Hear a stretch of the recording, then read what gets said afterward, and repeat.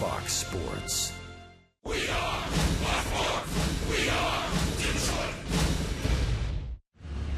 Tigers baseball on Fox Sports Detroit is presented by Bell Tire.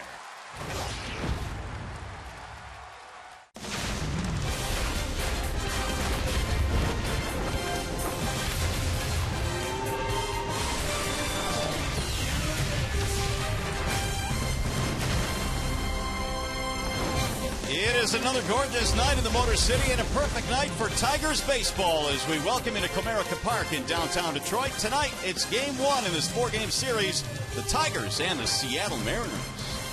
Hi again, everyone. Welcome to Tigers baseball. Mario and Pemba alongside Kurt Gibson. Glad to have you with us here for Game 1 in this series. Rough weekend for the Tigers. They dropped 2 out of 3 against the Orioles, Gibby, but tonight presents a new opportunity. Well, it does. You know, the game's not coming very good to them right now. You just got to kind of power through it.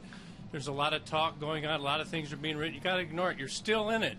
You let go of the Orioles, and you get on to the Mariners starting tonight. And so we will move on tonight. We want to look back, though, back to the start of the season when the Tigers were 11-2. They were doing really everything right, Gibby. How do we get back to those basics? Well, you know, I like to go back and look at good tape when things aren't going very good for you. You have to go back and look at the positive things that have happened to you as a team. Now, Alfredo Simon throwing the ball tonight. There you see good pitches, good location, good defense. We had very good base running, all elements. And you think about the talk from all around the country, all around the local area right here, and the Tigers had it rolling. So starting tonight, it can be the night they can get on a roll. They proved it. They're playoff bound again, and we'll get after it tonight. All right, after a short break, we'll send you back to the Call Sam Studios. We'll check in with Johnny Kane. But coming up in this one here tonight, well, Nelson Cruz, an all-star season so far this year, but the Tigers handled him pretty well back in Seattle. Tigers M's Game 1 coming up next.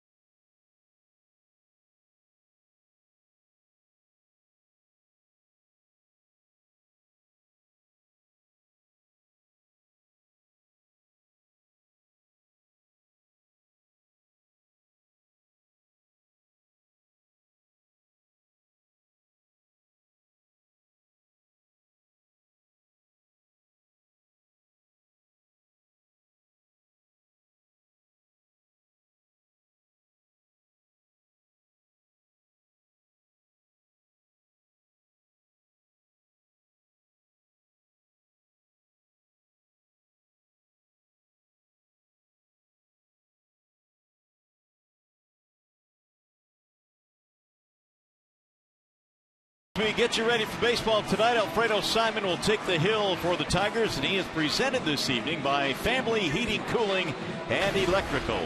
Yeah, let's take a look at the numbers here. Alfredo Simon, after starting 7-3, been on a bit of tough luck in his last 5, giving up 5 runs in his last 5. Here you see the numbers blended, 8-6, and looking to get back on track tonight. Here's the starting lineup presented by the Metro Detroit Chevy dealers. For the Mariners tonight, it'll be Miller, Seager, and Cruz in the top 3 spots. Robinson, Cano, batting cleanup. Seth Smith is in left field. Austin Jackson, the former Tiger, in center. Trumbo, Morrison, and Zunino are the bottom 3 tonight for Lloyd McClendon. We are ready for baseball. The first pitch of tonight's ball game is lifted in the air, shallow left field. Long run for Cespedes, and he will make a sliding catch. YOENIS Cespedes with a terrific running, sliding play. Well, that's a way to start it. Excellent. Good defense. We talked about it. YOENIS gets a pretty good jump on this. This is kind of down in the middle of 3 guys. You see everybody's going. I hope that he called it and everybody else bails off. That's a good glove right there. That's a very tough catch. Good concentration. That's why you want to have a nice glove that's broken in, so when it doesn't go right in the pocket, it stays in the pocket. The fielding numbers on Cespedes this year, that would have been a fair ball had it dropped in. That was signaled by Corey Blazer. But YOENIS with a nice play to get things started here tonight. Here is Kyle Seager. He'll look at ball 1 inside. Yeah, Brad Miller trying to jump him first pitch. Good defensive play. It's a good start to the game. Seager batting .271, has hit safely in his last 9 consecutive games. And he shoots that one on the ground at second. Knocked down by KINSLER, has to recover and still has time. 2 gone. Here's the Tigers defense tonight, presented by Beaumont Health Systems. It's Cespedes. You saw him in left field. Davis in center. JD Martinez is in right field. Got another assist yesterday, his 10th. Castellanos, Marte on the corners. Iglesias, KINSLER up the middle. Simon McCann, your battery tonight. So with 2 outs, we have Nelson Cruz standing in. Cruz having an all-star year, made the all-star team for the 4th time this season. Really started out hot, cooled down a little bit, get back after it. Lots of power, lots of home runs early. And this kid's really become a good, consistent ball player. Yeah, Nelson had 10 home runs, 10 of his 21 in the month of April alone. Here's how they play him defensively. They've got the shift on. He'll go the other way and slap it to right. Long run for Martinez as that ball slices. And foul into the seats. 1-1 on Nelson Cruz. Yeah, interesting. We look at the shifts all the time, and JD had a long way to run. Sometimes you get burnt by it, but the percentages tell you you're in the right spot. Well off the line, JD Martinez. 3 men to the left is second against Cruz. Here's the 1-1. 2 balls, 1 strike. I mentioned Cruz with 21 homers this year. He's knocked in 53, and really everywhere he's been, he's hit. The Orioles, Texas, although it took him a while to get to the big leagues and establish himself. Now the 2-1. 2-2 on Cruz. Gorgeous night here in the Motor City tonight. The Tigers in Seattle kicking off a 4-game series here. Tigers trying to really get some traction here at home. They come into this ball game tonight, really struggled at home. 23-25 this year on the home court. And Simon missed high, and the count fills now 3-2. You know, the Mariners come out swinging, all their hitters looking early. So it's very important for Alfredo to make good quality pitches down in the zone, get the ball in the corners. In search of that 1-2-3 first inning. Again, foul down the right field line. Well, it's no secret the Tigers need some more production out of the back end of the rotation. Justin Verlander struggled, and now it's going to be Simon and Green the next 2 nights. And really, aside from Price and Sanchez recently, the Tigers have struggled. Like that pitch inside coming. Get it there. Fouled it off. I like pitches inside. You look at top of the order there, Price and Sanchez, 13-3. The other starters, 4-19. And you look at David Price, who we'll see on Thursday. Really has great fastball command, throws all quadrants of the plate, likes to throw the ball in. I believe in throwing the ball in as well. Drilled to left field. That ball is hit hard, and it is going to go foul. Whoa. Simon got away with one there. That thing just kept hooking. Yeah, that ball was supposed to be in. He missed his spot. Had the head out there.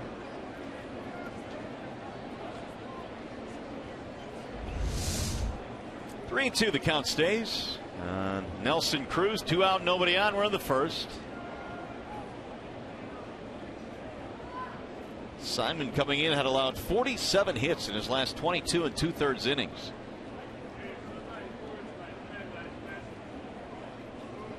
And again, the 3-2. And he missed outside, ball 4. 2-out walk for Nelson Cruz. That'll bring him Robinson Cano.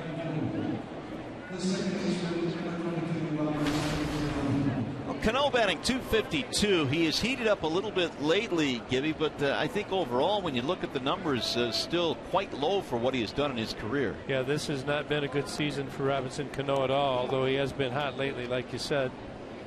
But we know what he can do if he gets hot and on fire. But it's a different arena out there in Seattle than Yankee Stadium. A little different porch. A much different arena. You can miss them in Yankee Stadium and they go out. Not in Seattle. You got that heavy, damp air. 1 strike on Cano. Only 8 home runs this year, but 6 of 8 have been in his last 22. So again, heating up. Batting here with a man on, 2 out. They will give up the third base line against Cano as they shift a little bit around to the right side. Not much. And he pulls this one right to the first baseman, Marte, who will tag the bag for the out. And the inning is over. No runs, no hits, a walk. 1 man left. We go to the bottom of the first.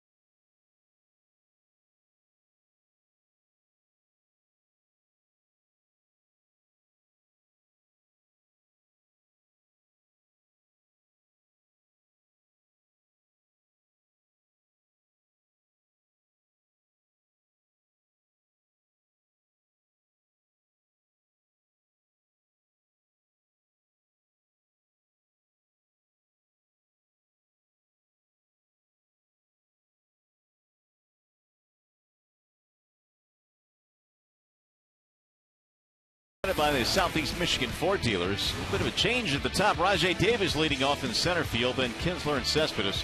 Victor in his last 10 games, pretty good. He's the DH tonight. JD is in right field. Marte is at first. Castellanos, McCann, Iglesias rounding it out. They are facing a left-hander tonight. His name is Jay Happ. Look at Jay Happ, a guy that possesses 4 pitches. Fastball is probably his best pitch when he locates it.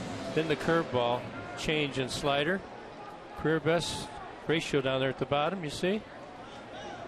And so the 32-year-old out of Peru, Illinois, will go to work here against RAJAI Davis, who starts things off.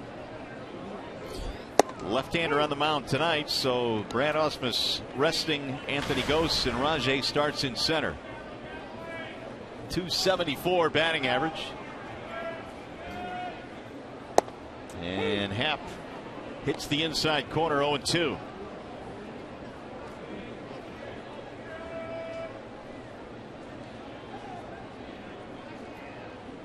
Here's the 0-2 pitch. Bouncing in, would not chase, 1-2. This is the first start for Davis since July the 8th, when the Tigers were in Seattle to play the Mariners. He has pretty much taken a seat since then. He's gotten a couple of pinch hitting appearances. That's about it, as Anthony Gose has seen the lion's share of time out in center. Hard hit ball back up the middle on the backhand there. Cano. Nicely done. One gone. Here's the defensive alignment for Seattle, brought to you by Tim Hortons. And in the outfield, Austin Jackson patrolling center. He's flanked by Smith and CRUZ. Up the middle on the infield, Miller and Cano, the double play combination. Morrison, Seager on the corners, and Zunino and Happ. Robbie Cano showing you he can throw the ball from any angle. I've always been impressed by that. Right there with RAJAI running down the baseline, he makes a pretty routine play. Here is KINSLER now with one out. Ian skies one in the air deep in left field. Smith is going back to the track, to the wall, and gone. It's out of here. Ian KINSLER hits number 4.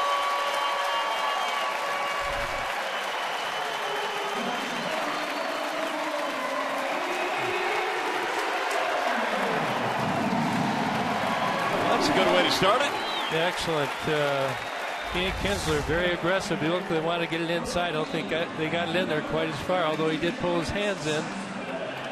Happ likes to throw the ball in there. Ian's been watching film, and he was ready for it.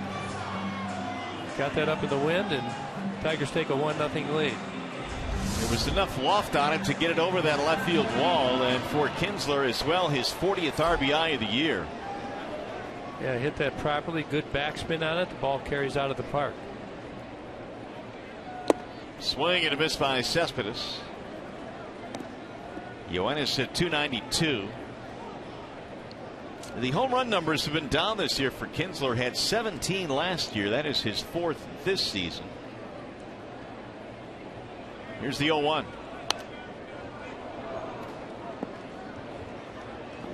Cespedes has knocked in 52 this year, and based on the first half that he had, he certainly was a candidate to go to the All-Star game, but was not selected. Yeah, very well could have been selected. Probably deserved to go, but a lot of players are on the league, and he didn't make it. Always seems to be a numbers game every year where there are a few guys that should be there. Happ, nice play, he was able to stab that one. 2 gone. YOENIS hit the ball a little bit off the end of his bat right here. Pretty good position by Happ. Right into his glove. That'll bring up Victor Martinez. Not a very big distance there, 60 feet 6 inches. After they do the follow through, it's probably about 55 feet. Better have your eyes open. Yeah, and you wouldn't really fault Happ if he was a little bit jumpy, because he was involved a couple of years ago in an incident where he was hit in the head by a line drive. I remember that. That was that resulted in a fractured skull. Victor swings in the first and pops it into shallow center. Austin Jackson is there to retire the side. Tigers take the lead on the home run by Ian KINSLER.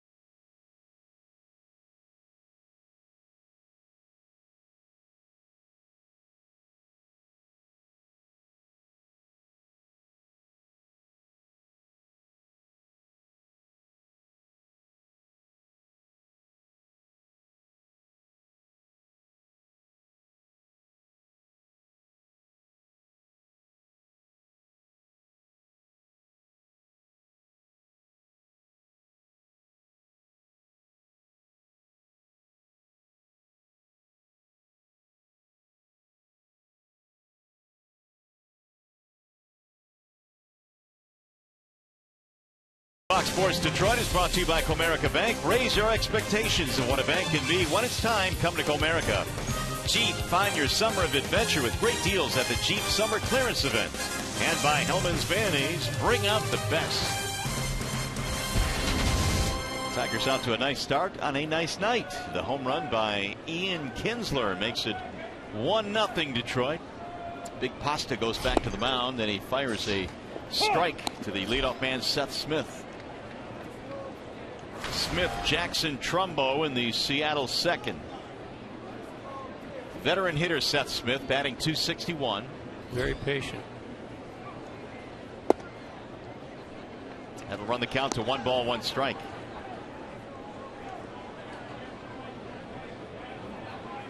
Got him played to pull there. Think he pulls the ball on the ground anyway. The numbers indicate that. 2-1.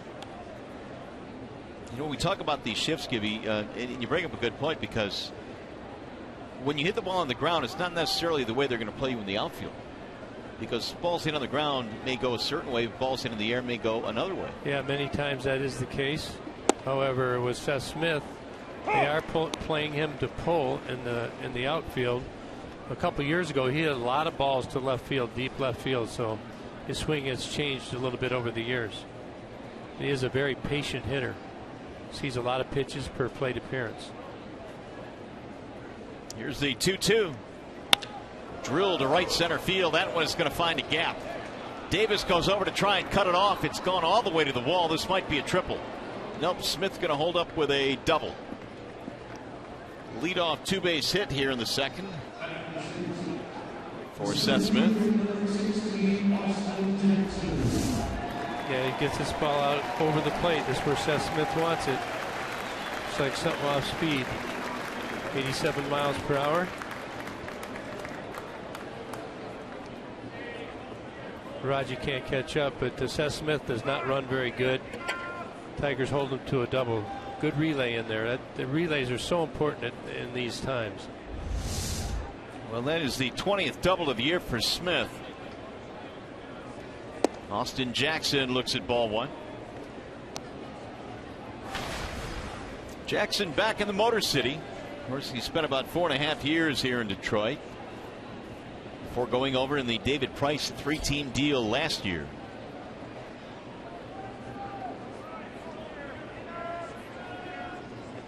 Jackson hits one foul, back out of play, 1-1. He's getting a lot more frequent flyer miles being in Seattle, isn't he? Boy, that's a tough deal to travel with the Mariners. I think it probably is the worst team for travel because they are so north and so far west. Yeah, he remembers how good it was here in Detroit, centrally located. You take that for granted, those short flights that you have here in the Central Division. There's a bouncer left side, knocked down by Castellanos. They stay with it and throw him out. Good job of staying with that. He took one off the cheek last night, so there he gets his ground ball. Bad hop last night, bounced up, caught him right into, I think it was the left cheek. Gets a tough bounce right here. Good soft hands, gathers it, makes the play. When I got to the ballpark today, wasn't sure if Nick would be in the lineup because he hyperextended the finger as well after he threw up his hand to try and block that baseball. You see the shiner he has. What's the old line? What about the other guy? Yeah, the other guy in this case was a baseball. There's a Vizquel who's shifting his defenders. 1 ball, no strikes on Mark Trumbo. You had this guy in Arizona, Gibby. He's got some massive power. Yes, he does. He had 34 home runs back in 2013. And he was with us. He was hurt most of the time. He had some stress fractures in his feet. But big power, no doubt about it. He can leave any part of the stadium. However, he does have some holes, and we're going to find him. Trumbo batting .219. Nice block by McCann. Trumbo is hitting .400 over his last 11 games, and he has needed that just to get up over the Mendoza line. Got a couple of home runs this year.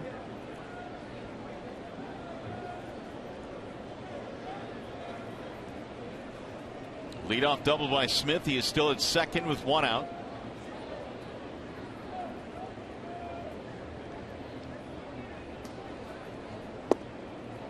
That missed inside, floating in for ball 3. You know, Simon goes for the off-speed pitch there. You almost have to with Trumbo up. He's probably sitting on a fastball. See the ratio there out of 25 pitches. Alfredo's command a little off. That's been one of the things that have happened over the last 5 starts. Outside, lost him on 4 straight. Now you got to go for your double play. And we talked about this earlier. 7-3 in his first 12 starts. 1 3 looking to turn it around. You know, you struggle and you have 5 days to get ready, so you come out there with your pitching coach, you watch your film. Sometimes you can be guilty of over dissecting it. Did I say that right? Dissecting, over dissecting. I'll go with that. I have trouble sometimes. How about over analyzing? I do that as well. Here's a pop-up foul back out of play off the bat of Logan Morrison. Tigers grab the lead in the home run by Kinsler in the first. And now Seattle trying to answer. Showed you the numbers in the last 5 on Alfredo Simon. In his last start, he threw just 47 pitches and allowed 7 runs in 2 1/3. And they need him to get it straightened out. Got to focus on getting this ball down on the ground, get that double play. 1-1 on Morrison. After watching Simon too, I think the ball moves more when it's down in the zone for him. When he gets it elevated, doesn't have as much movement, not as much depth to his pitches, easier to center.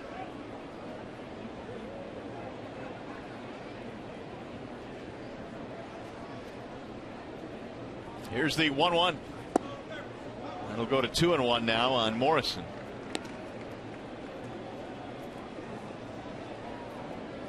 McCann catching tonight. Marte is at first. Avila sits down with the lefty Jay Happ going for the Mariners this evening. Now Simon trying to wiggle out of trouble here in the second.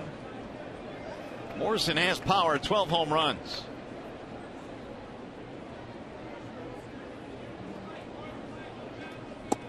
And a strike called by Laz Diaz. There you go. Good location there. Good velocity on that pitch down in the zone. Here you see the 2-seamer. Good movement. Little comebacker. It looks like it's inside to the hitter. Runs back over the plate late. That's good late movement.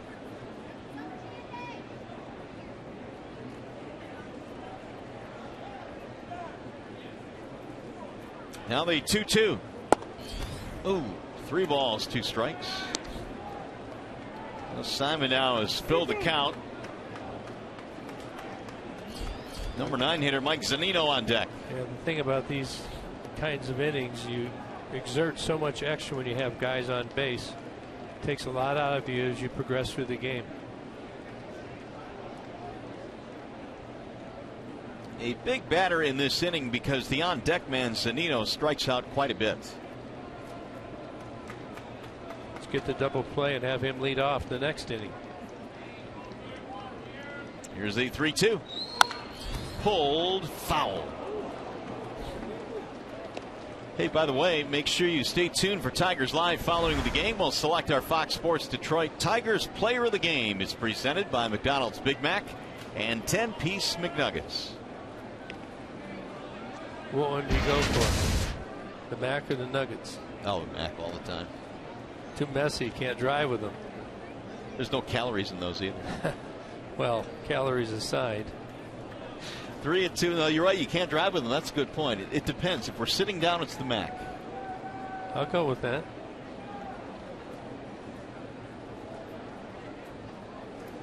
Morrison waiting patiently on Alfredo. And again, the 3-2. Ground ball off of Simon. It'll roll toward third, and everybody will be safe. An infield hit for Logan Morrison.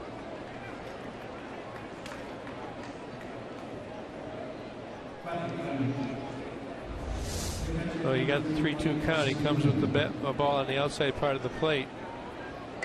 I don't think it got him very solid. They'll go out and check. Kevin Rand quickly coming out along with Brad Ausmus and Jeff Jones to make sure that the right-hander Simon is okay.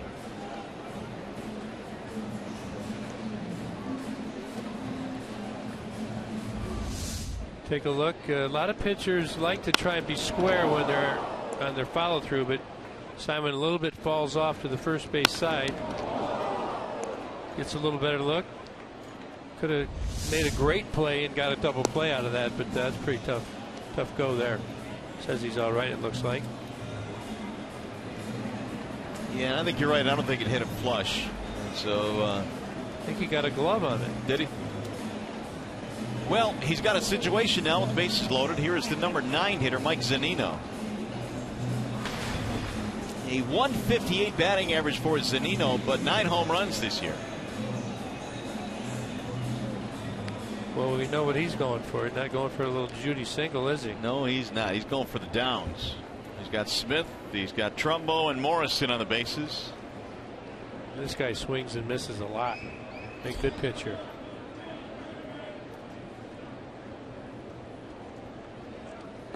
Ball 1, good pickup there by McCann. Scooped it with a backhand. It's tough to pick on that ball. You look at swings and miss 35.8% of the time, 5th highest. Percentage of plate appearances in a strikeout, highest in Major League Baseball. Got to throw the ball over the plate though.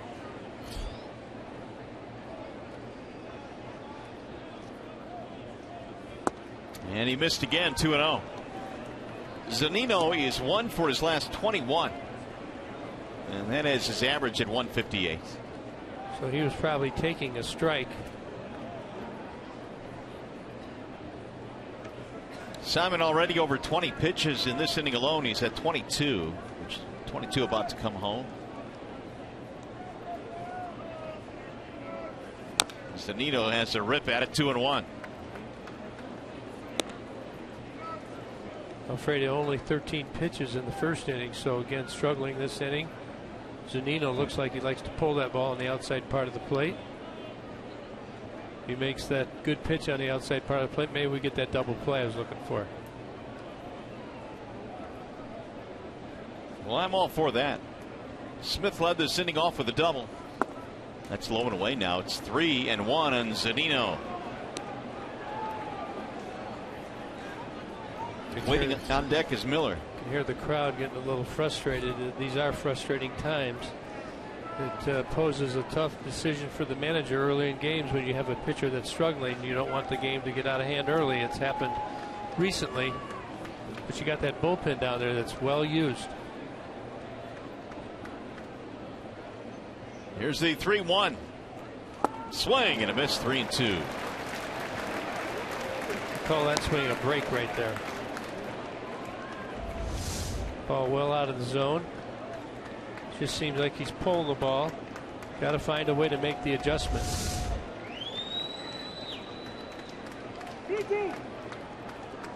Full count on Zunino.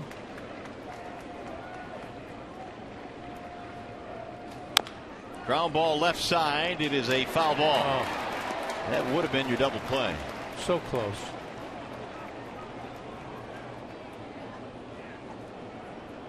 Yeah, if it's close, Nino's going to swing at it.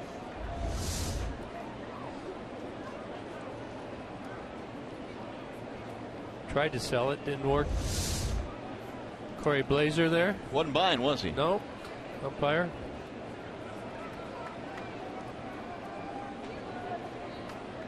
This will be the 40th pitch about to be thrown here in this game by Simon. And again, it's grounded foul. Here's what it looks like in the Central Division. Hard to believe, but the Tigers now 10.5 games behind Kansas City. Well, to be fair, Kansas City's been on fire. Having a great year. Things are going well for them. Not a ton of impact injuries, although they've overcome some of them.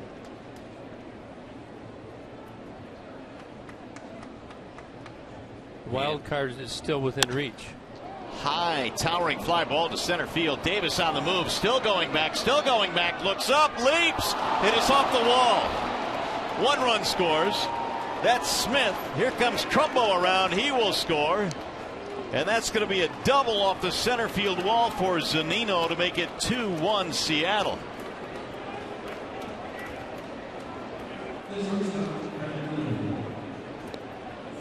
Well, you talked about ZUNINO. He's got the power right here. Ball just runs back over the middle of the plate a little too much. Hits it right off the sweet spot of the bat.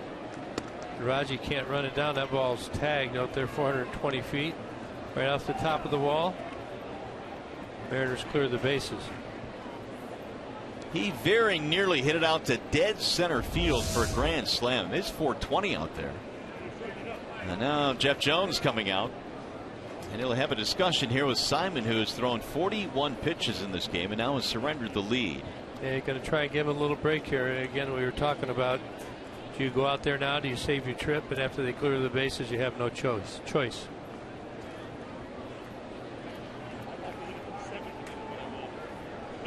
Let's take a look at the MGM Grand Detroit scouting report. He used that splitter a lot. You see in his first 12 starts, 32%. It goes up a little bit in his last 5 starts, but the biggest difference you see there is the miles per hour on the splitters. 86. It's went up, but I just think that splitter aside, the fastball is, you just cannot locate it. That's flared toward left field. Here comes Cespedes on the move. Not going to be deep enough. Runner will tag but hold. And so Miller is unable to get the run in from third with less than 2 outs. Little bait thrown out there. It's a big out for Simon. Yeah, YOENIS was daring ZUNINO to go. He knew he had no chance. Got that good arm and very accurate. Holds him at third base. So it'll bring up Kyle Seager with 2 gone.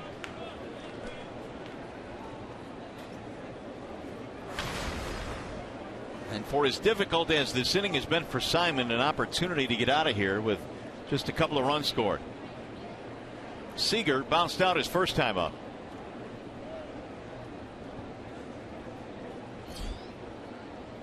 Way outside. McCann had to leave the crouch.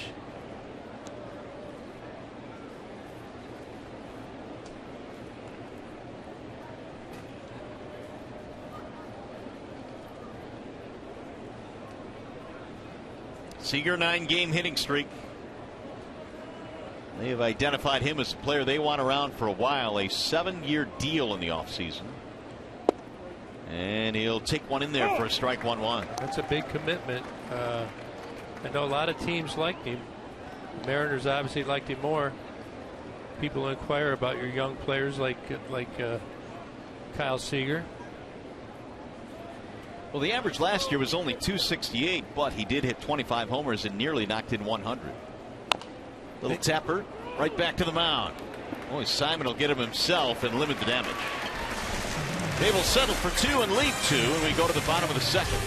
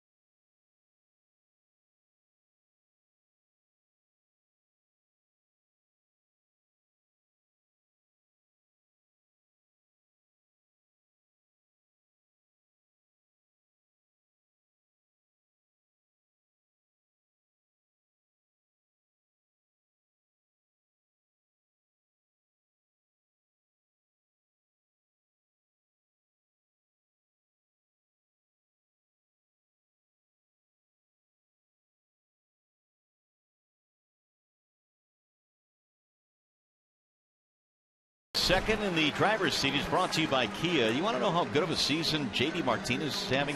Check out this list. The most home runs in the Tigers' first 91 team games. He's done it quickly, and listening to him talk about the adjustments that he had to make as he became a pro, to realize his swing looked differently than others that were successful. Got to give him credit for retooling his swing and staying with it. He's just getting better day by day. And so Martinez will start things off here in the second. Tigers down by a run. Jay Happ surrendered the home run in the first to Kinsler. Ball one high to JD.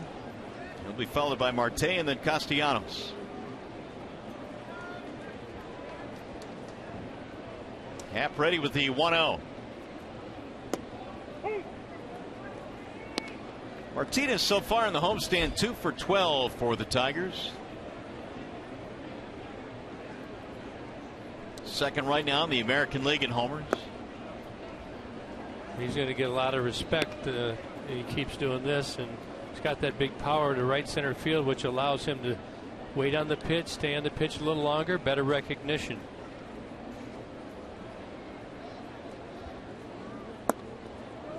Low ball 3-1. You see the Mariners right there trying to get that ball up and in, trying to tie JD up to counteract the stroke I was talking about, the right center field stroke. Here's the 3-1 pitch.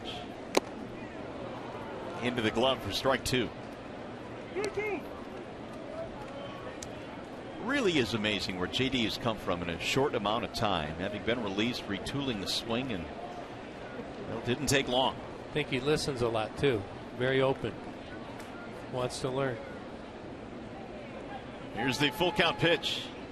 That's a foul ball. You don't often see these types of stories, Kirk. I mean, guys that have struggled in certain organizations will get a new chance with other teams, but they rarely make the impact that he made beginning quickly with the Tigers last year. Yeah, it was just really worked out well. They picked him up from Houston, and he was ready to emerge, and he has. Another foul. 3-2 the count stays. And, many people try and think they want to make adjustments, but it's so hard to do because, believe it or not, it's like the definition of insanity. Do the same thing over and over, and it's with a bad result. But he overcame that. And he lost him. Ball 4. First walk of the game for Jay Happ. Hey, this Wednesday the Tigers face the Seattle Mariners at 7:08. First 10,000 fans receive a free rally time floppy hat. For tickets, call 866-66-TIGER, or if you'd like, visit tigers.com. He's also getting a better eye. That was a pretty tight pitch right there, wasn't it? It sure was. So JD gets the walk. Here is Marte, who in a Tigers uniform since his recall from Toledo. 3 for 9. And he shoots one on the line right to the shortstop. Martinez gets back 1 out. Did he hit a home run off Happ over there in Seattle? Yep, his first major league homer came off Jay Happ. Tried to jump in there quickly and hit a bullet. Yeah, centered it. It's the unkind part of this game, man. You can hit a ball like that as hard as he did. All it needed to be was maybe a foot or two the other way. Yeah, on the other side, sometimes you hit a dribbler for a hit. Here's Castellanos. Nick going through it a bit right now. He's 0 for his last 11.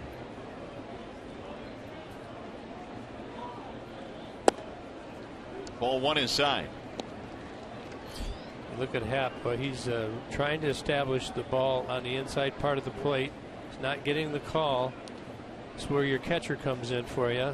Mike Zunino is a pretty good defensive catcher. He'd be whispering to the umpire back there, trying to get that call.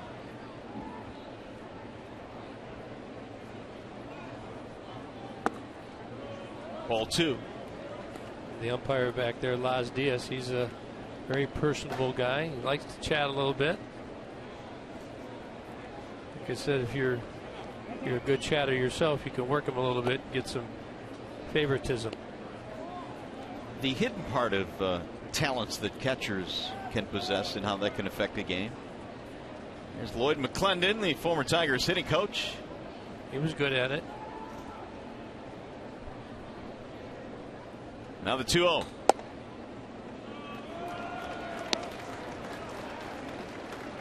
He's nice and calm right now. He's got that 2-run lead, but if that pitch doesn't get called at some point in here, you're going to see him a little more animated. Well, McClendon took over last year in Seattle. Of course, a member of the Tiger staff when Leland got here in 06. And he lost in ball 4, so back-to-back walks, or 2 walks, I should say, in the inning. And 2 on now with 1 out for James McCann.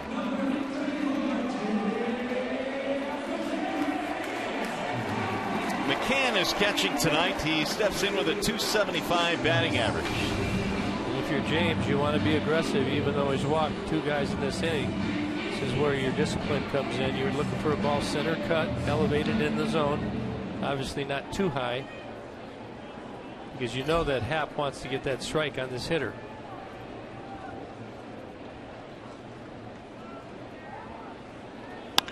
Pulled on the ground and right by the third baseman Seager.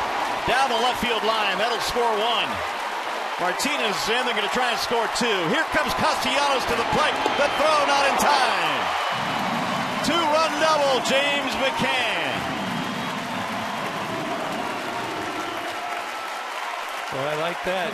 Good aggressiveness. It's you don't want to swing at a bad pitch. You have to have the discipline to look in the zone, and James McCann does it. Gets a pitch he can hammer down the third base line. Got the head out. That's taking advantage of a pitcher that's struggling. Tigers score 2, take the lead. McCann gets RBIs 22 and 23. And the 2 balls put in play by the Tigers in this inning have both been scorched. The 2 walks have both come around to score. Looked like an off-speed pitch. Iglesias looks at strike 1.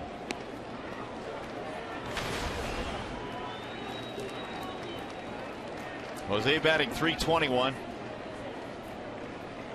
4-hit game yesterday. He'll drive 1 foul. Bernstein advantage brings you the pitcher-batter matchup for Iglesias this season. He's been doing pretty good damage against most pitching. And not striking out, plenty of contact. Batting average versus lefties leads Major League Baseball. Brad keeps him down there at 9th in the order. I think that's a smart move at this point. Trying to let him get established. Doesn't want him to feel any more pressure by moving him up. I'm sure there's others that disagree. Well, don't you? But I agree with Brad, and he talked about this earlier this year. He said, maybe the reason he's hitting .320 is the fact that he is batting 9th, and that he has taken that part of the lineup. When you move guys around, it tends to play with their approach a little bit. Yeah, I think he's still young, hasn't played a lot. At the sail foul. And he's stellar defense, so let's be happy with that. And what he's doing at 9. Plus, if you look at the order, you got Kinsler, Cespedes, Victor Martinez, JD Martinez. So if he gets on, you're getting guys on base for the meat of your order. Makes a lot of sense. A lot of guys hit the pitcher 8th in the National League for that reason. Make sense? It makes sense to me, absolutely.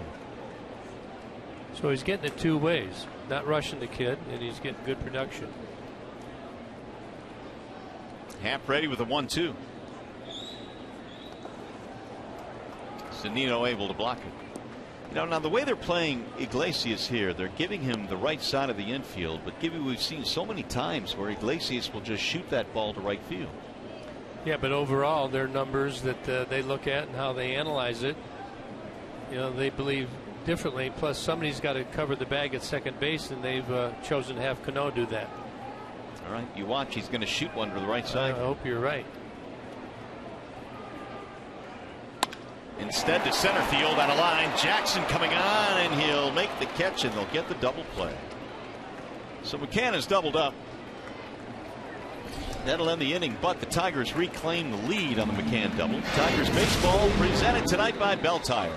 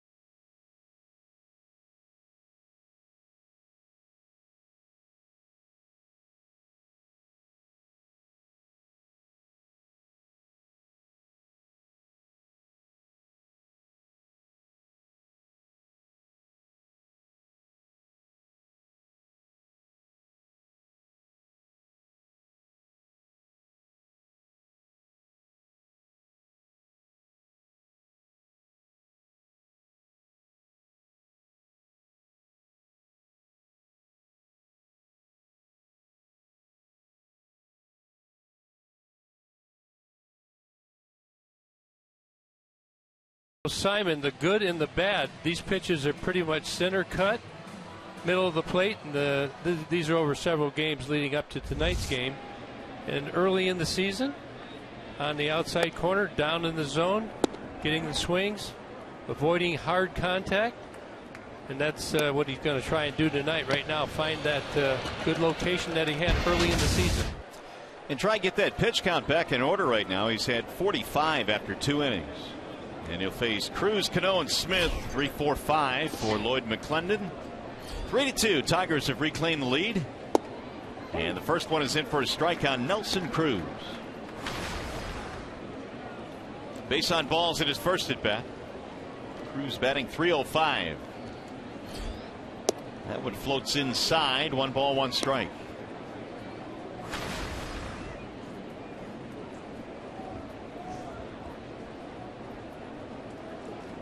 Shifting toward the left side against Cruz. Pulled toward third, but foul. Now, if you've watched James McCann, he's been calling for the ball down in these zones quite a bit to set up this right here. And Simon could not get it there in his first at bat, but James still sticking with it. I like it. This guy, if you leave it out over the plate, you see the red zones, and not good. Not a good result. In there again. Swing and a miss.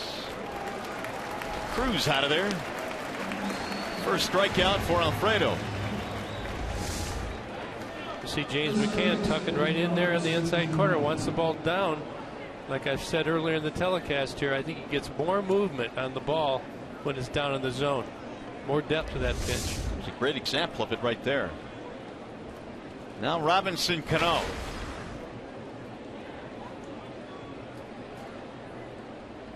Cano bounced out his first time up to the first baseman. Ball 1. He made him move his feet.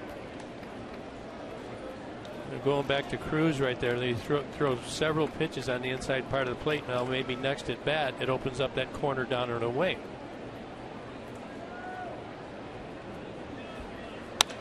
That's hit the other way, but they had him played beautifully.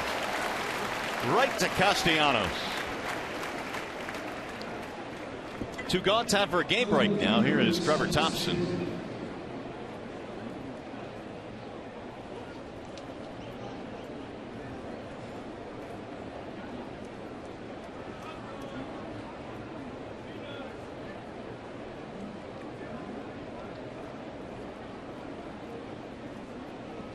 Trev, thank you. Boy, those Angels are getting hot right now.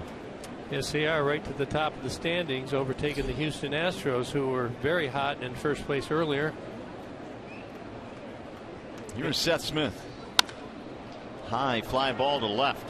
Chasing Cespedes back to the warning track. And Simon, a 1-2-3 inning. That'll work.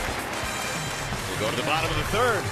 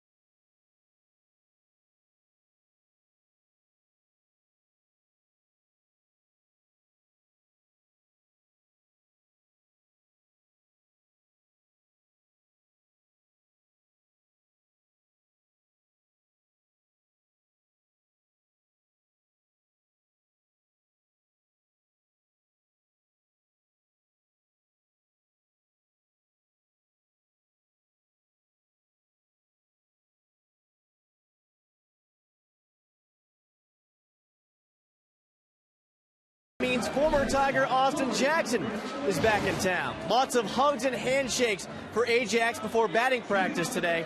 But you really know he was a popular guy when the best hitter in the game picks you up and drives you to work. There's Miguel Cabrera and Austin driving down to Comerica Park earlier today. Of course, Miggy posting a video of it on Instagram, and now it's the most famous commute in Detroit. Austin said they were very close during their time as teammates, and they got to spend some quality time together before the game today. How about that? Miguel Cabrera, what a guy, picking up Austin Jackson and driving him downtown, Mario and Kirk. Was he driving? I don't know if who was driving, but they were definitely having some fun. He was on the wrong side of the car. Yeah. Best commute ever, right? Maybe they're in London. We just don't know about it. That could be. Thanks, J-Dub. There's a bouncing ball to short, and RAJAI Davis is going to be out. One away. Here's the recap of that trade. Of course, Jackson's a very popular player here, but you want to get a guy like David Price, you got to get something up. Tigers give us Smiley and Jackson and Willie Adames. That's the big one. You never know, do you? Nope. July 31st last year, Jackson came out in the middle of a ball game. Really one of those scenes that you don't tend to forget. And Ajax very popular here, but the Tigers got David Price, who of course is an ace. Yeah, it can happen to anybody. Nowadays, especially, a lot of movement in Major League Baseball. Do you anticipate we'll have a lot of movement this year? You never know. There's a lot of talk about a lot of movement. I know that, but some things come together very quickly, and some fizzle out. Kinsler hit a homer in the first inning off J-Happ. Little chopper slowly towards short. Miller hands this one. 2 up, 2 down. Two balls, 2 ground balls. That's pretty efficient. Balls are down in the zone. Here is YOENIS Cespedes. Happ gave up 2 walks in the second, and then the McCann 2-run double. Right after his teammates had gotten him the lead. Cespedes hit one right back to the mound. He lined out to J-Happ. Yeah, walks are shown to score a lot. You walk 2 for sure. Odds go up. I have to dig my run matrix out for you. You ever looked at that? You run matrix? Yeah, no. it tells the percentage of whether a guy will score or not, where he's at, certain situations that happen. See, I wasn't good at math. Just teasing you right now. Yeah, I wasn't good at math. That's above my pay grade. You'd pick it up very quickly. Really? Yeah. I think our viewers here would also. What does the word matrix mean? You tell me. Now you're trying to confuse me. I just know what it is. 2 balls, 1 strike on Cespedes. It's basically a table. Man on first. Gotcha. Nobody out. 1 out. 2 outs. Percentage of chance that he can score, or percentage of chance that you can score 1 run in the inning or 2 runs in the inning. Good stuff. So if you're a manager, you're thinking, do I want to score 1 run or multiple runs? It would change the way you would make a decision, whether you'd bunt or you'd hit and run or many other things. Now, would you use the matrix quite a bit? Well, you memorize it the best you can. Gotcha. Well, we're going to break it out. I guess the pressure's on me now. Well, yeah, you brought it up. You're going to have to deal with this now. 3-1. Cespedes a swing and a miss. 3-2. Got his money's worth. YOENIS had to leave the ball game late yesterday. His quad tightened up on him a little bit, but nothing serious. He's back out there today. Tigers lost a couple of guys last night. Of course, KINSLER was thrown out yesterday in the ball game. There's a chopper to third, foul. Nice barehanded play by Dave Clark. Handed out a souvenir.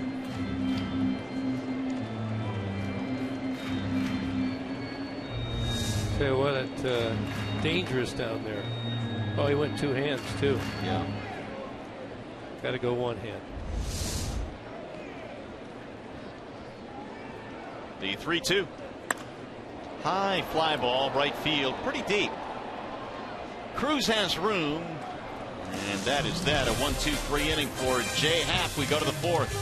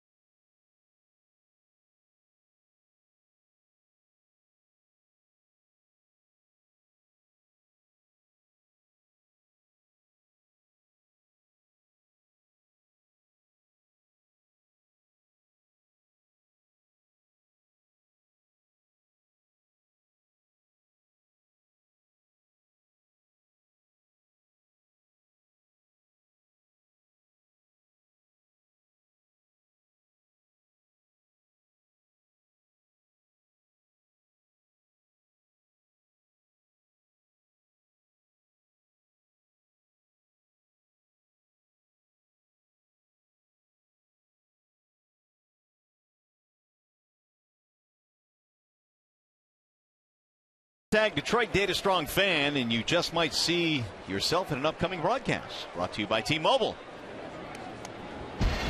Here comes Austin Jackson to start things off in the 4th inning. Jackson, Trumbo, Logan Morrison facing Alfredo Simon, who had a 7-pitch third.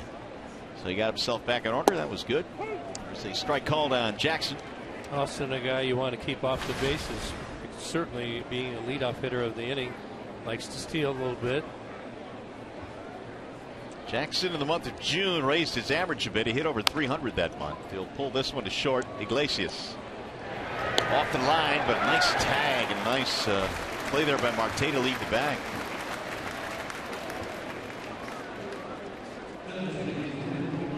I'll tell you, Iglesias has great hands, and this ball kind of takes a bad hop when it hits his glove. It has to throw on the run.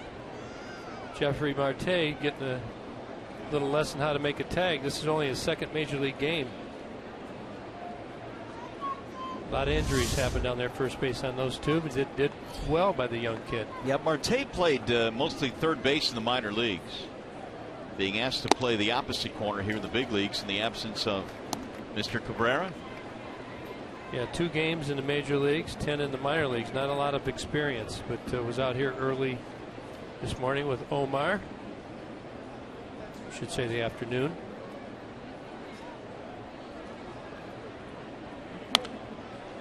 Fouled back out of play by Trumbo. 3-2. Tigers have the lead. We're in the 4th. Game 1 in this series featuring the Tigers and Seattle. Trumbo had a walk and scored a run in the 2nd.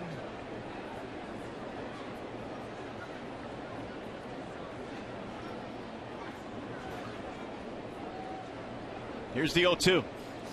Swing and a miss. It got away from McCann, but plenty of time. Trumbo is out. 2nd strikeout for Mr. Simon. Bring up Logan Morrison.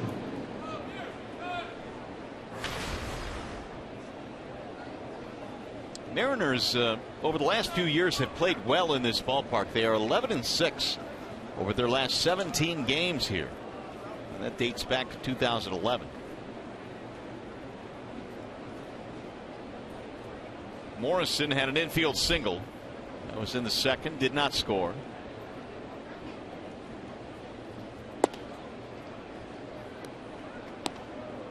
Want to know the count on the former Marlin? Spent 3 years with the Marlins. Here's how they play him defensively. They expect him to pull a little bit. Just a tad. This guy here at shortstop is always the tricky guy. Where do you put him? Right here. You want to go, you can go up here in the grass to take the bunt away, or you play back a little bit and where he's at right now. A lot of the guys that bunt, that's what you do. You bring him up on the grass the next at bat to deter him from doing so again. Ooh, there's the old Ephus. First one of the night. That one clocked at a 56-mile-an-hour clip. Yeah, I don't like that 2-0 pitch, Ephus pitch. I think you got to throw a strike and bear it, you know. Make a good quality pitch right there. Low percentage of a strike right there. And he's up to 60 now. Let's see what he comes back with on 3-0. He's swinging. Flipped him. And down to first base will go Morrison. 2-out base runner.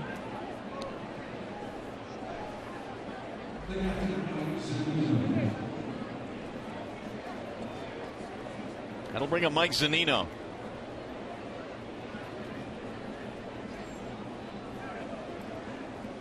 ZUNINO hit a ball about 420 feet in his first at bat, doubled in a couple of runs to dead center field. We talked about the massive power he has, but with that comes, at least to this point this year, 104 strikeouts. Looks like RAJAI might have deepened up a step or two. It's a long run back that center field wall.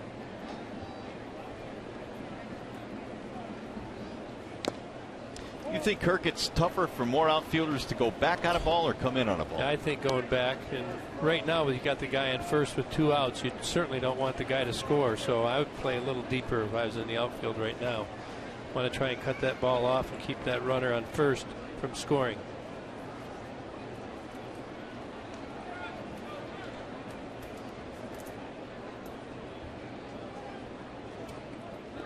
Runner back. ZUNINO right now is 4th in the American League in strikeouts. Carter, Davis, and Souza are top 3. Well, I didn't like strikeouts.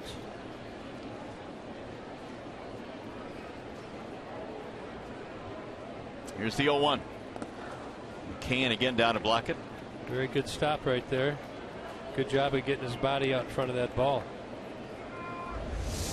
Kind of interesting. You watch the catcher very quick, gets over there, gets his shoulders turned. So if he doesn't catch it, keeps the ball in front.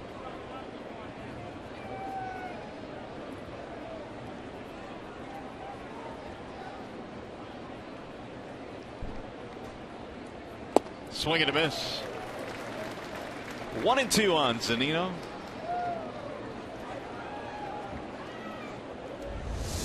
Finally hits his location right there. See on the outside part of the plate. Ball is more down in the zone. ZUNINO swings right over it.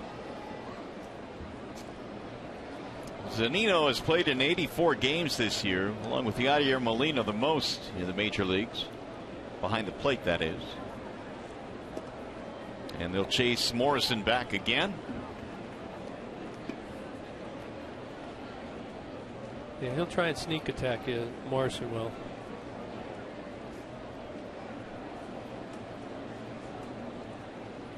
Five steals this year for Morrison. Caught one time. And there he goes.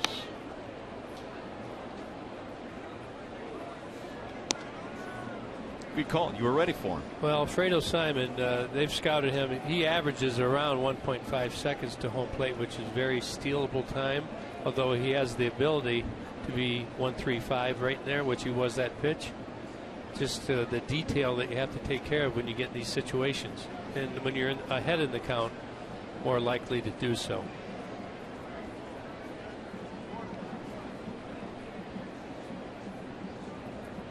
Get it down. It looks like it's something off speed. Get the ball down and swing right over it. Got it down, but it got away from McCann in the dirt. To the backstop it goes. That'll put the tying run in scoring position with 2 outs.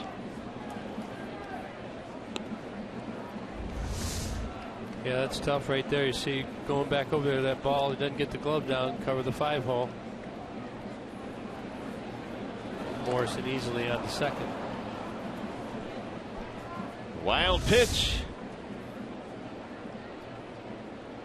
2-2 on ZUNINO. Should he reach Miller is next.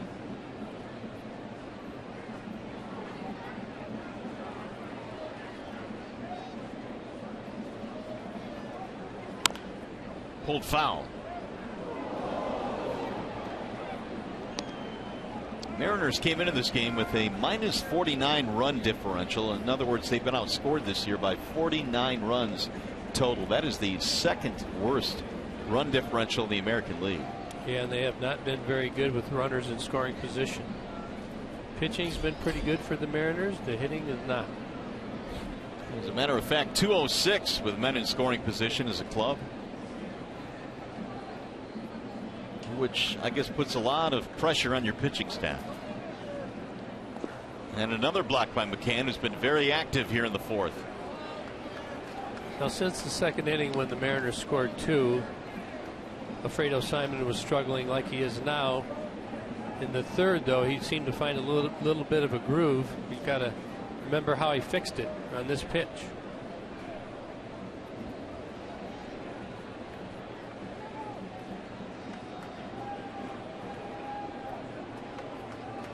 Full count, 3-2 on Mike ZUNINO, who came into this game 1 for his previous 21, but doubled in 2 in the second. And he sends a ground ball foul again. He's fouled about 6 balls down to the third baseline. He's battled, and Simon's about to throw his 70th pitch. 6 of them are foul balls from ZUNINO.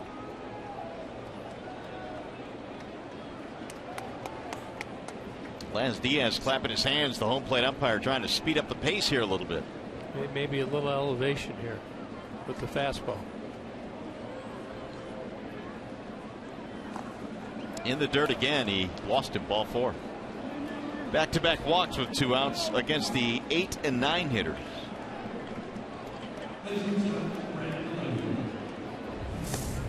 Hey, Eagles, don't miss out on EMU night at Comerica Park this Wednesday. The Tigers take on the Seattle Mariners. Ticket packages include a limited edition Tigers cap. To purchase tickets, visit tigers.com/special events. That's EMU night at Comerica Park this Wednesday, the 22nd.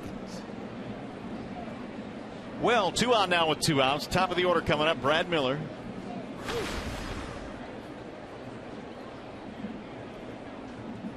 He's gotten Miller twice.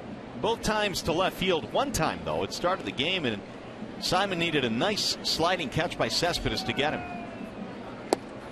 There's ball 1. So it appeared it was going to be a snappy 4th inning, a ground out, a strikeout, but then walks to Morrison and ZUNINO. 4 base on balls now for the right-hander Simon.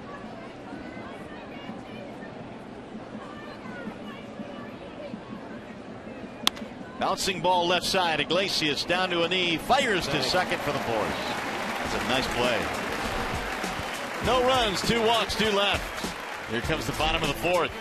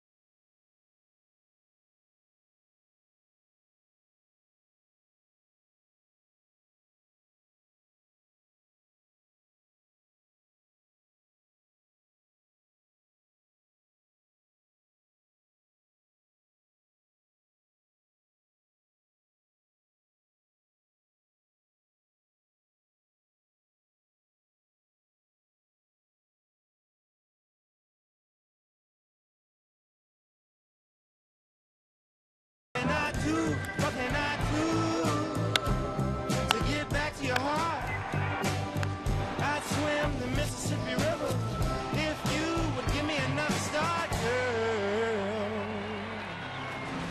Victor Martinez will get things started here in the 4th inning, and Gibbies is coming off the disabled list. It appeared that stretch that he spent on the DL really helped him. Yeah, it did. You can see the numbers right there pointed out.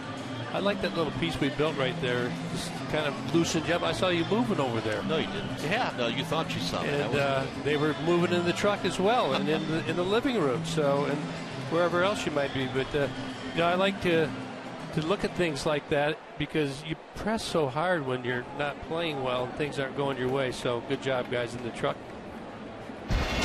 So here is Victor leading it off. He flied to center field in the 1st inning against Jay Happ, who goes back to the hill. First one is high and away. Does all that stuff make sense or not? To me it does, yeah. I mean, it's easy to be negative, but I just never believe in giving in to the mean thoughts. Think about where you want to go back to as opposed to what's happened in a not good fashion. But here's the thing about that thinking, which I agree with. The problem you run into, I think most people run into as human beings, is because of the grind of the game and the amount of games you play and you're after it every single day, it's easy to kind of get into that negative mode. But if you give in, you got no shot. What's going to prepare you for your next at bat? If you're a fan, you're coming down to the game, got to get in the right frame of mind. You got to believe in it. And you got to have your determination. You can't give in. So that's why we made it. So if you're thinking a little down, now you should be up. That's in there. Strike 2-2 on Martinez.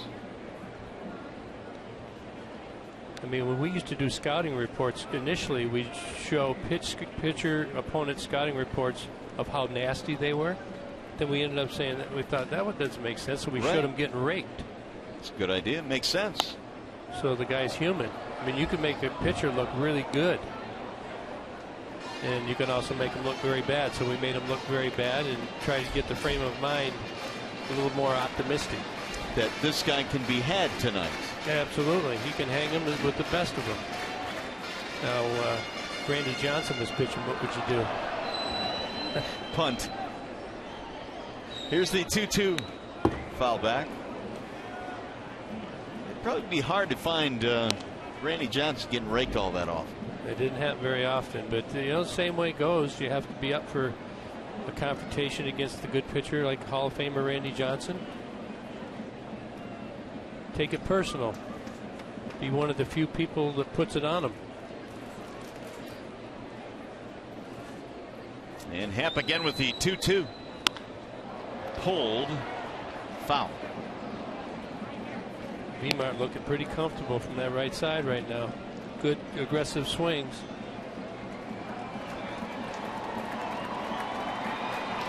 Victor 3 out of 11 in the homestand so far before the fly out here tonight. He had a big series against Seattle at Safeco Field, was 8 for 13 on that last road trip. Slider down and in.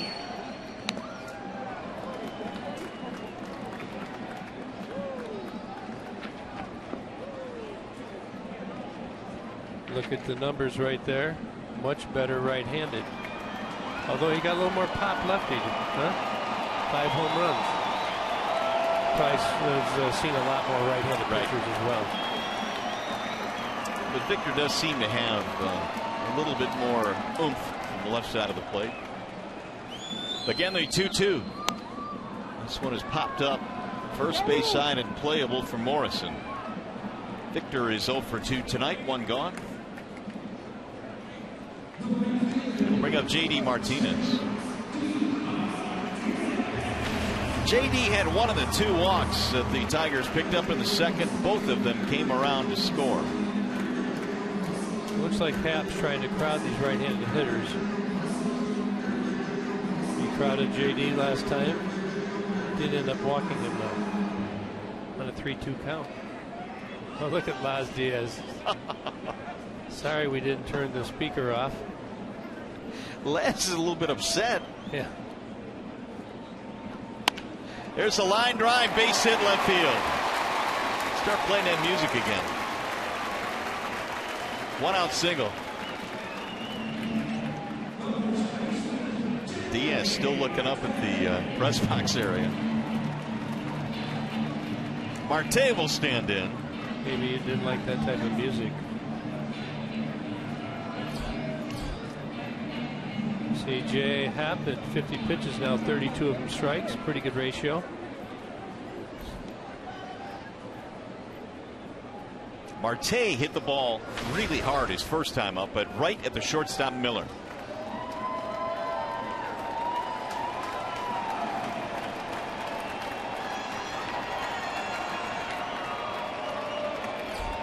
Bouncing ball left side, scooped up by Seager to second one, and there's a double play. They swing it around the horn, 5-4-3. 4 in the books here at Comerica Park. Tigers still lead by a run.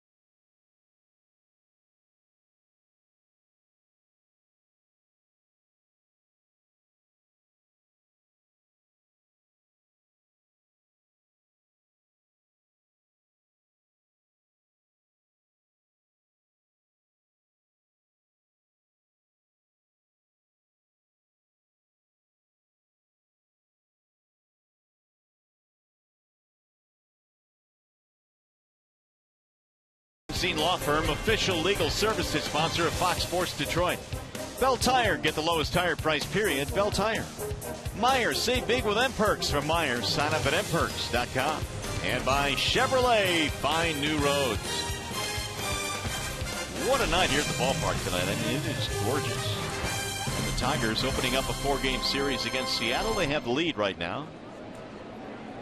3-2 is our score. It'll be Kyle Seager leading off the 5th inning for Seattle. And he looks at a ball that just nailed, it appeared, home plate umpire Laz Diaz. I wonder if he got crossed up there. He must have, because McCann's going out to the mound now. Right off the arm, and here comes Kevin Rand to look at it. Looks like he's expecting something else, gets over there late. That stings.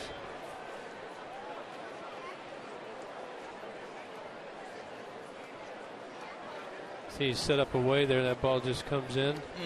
Looked like a little cutter. Looked like maybe that was supposed to be a splitty.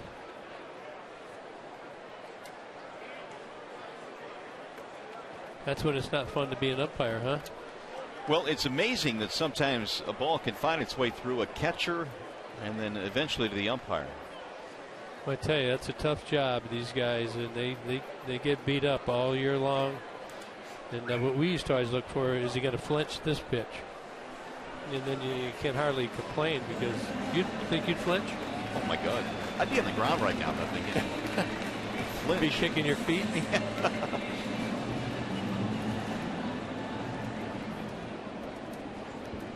Well, the count is 1-0 on Seager.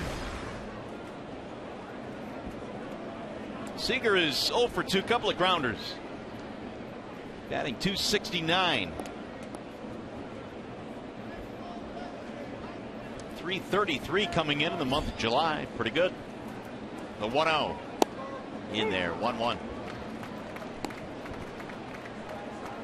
That pitch was supposed to be away, but it was down and in. Seager jumping out of the way. Just got to get that first strike, though. Drill to right field, and JD cruising over to make the catch.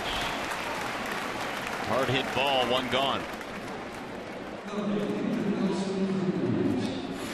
Hey, you can see the Tigers play the Mariners tomorrow through Thursday and get 4 tickets, 4 hot dogs, 4 bags of chips, and 4 drinks, only $19 per person. It's the weekday value pack. You got to jump on that. Call 866-66-TIGER or visit tigers.com. Well, Nelson Cruz here in his 3rd at bat. Remember, they've been pretty much locating inside on him. See if they go away this time in this at bat. Up and in, 1-0. Supposed to be away.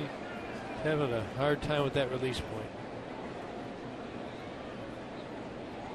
Simon walked a couple in the 4th inning with 2 outs, but got out of it on a nice defensive play by Iglesias.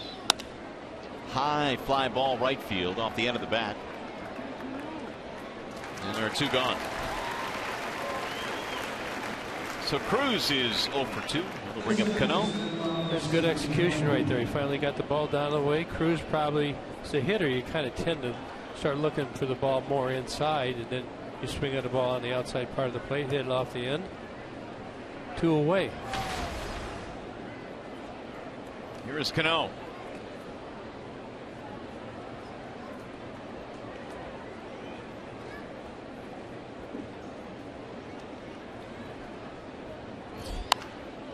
Tigers in his last at bat had him played perfectly defensively. They had Castellanos playing a little bit more toward short, and Cano hit the ball right at him. And that's where Nick is right now. Yeah, you can see Castellanos well off the line, protecting the middle of the diamond. Some data somewhere that says that's where to be.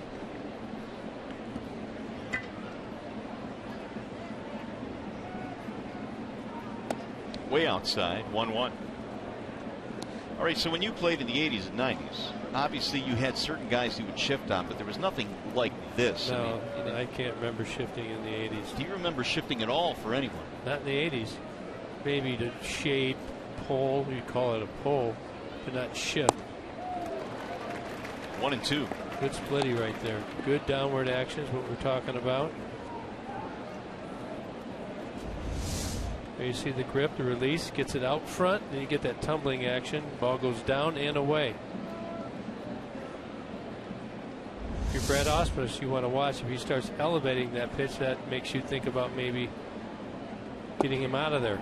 But right now, doing a pretty good job of keeping the ball down.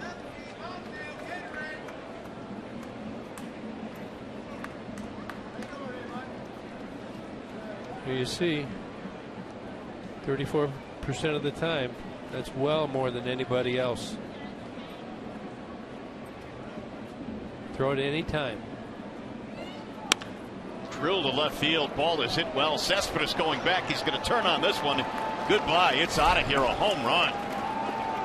Robinson Cano goes the other way with a line drive homer to tie this game.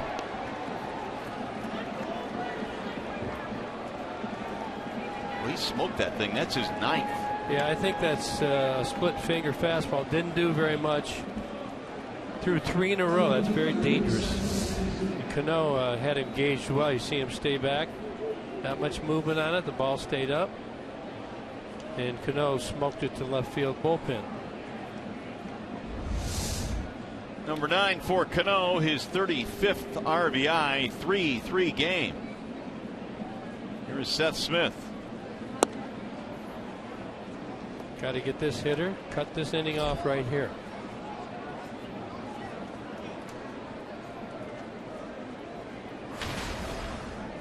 Smith had a double. That got things rolling in the second. We'll shoot that one toward left field. Cespedes on the move again. To the warning track for the out to retire the side. A run and the home run by Robinson Cano ties it up. Tigers baseball tonight presented by Bell Tire.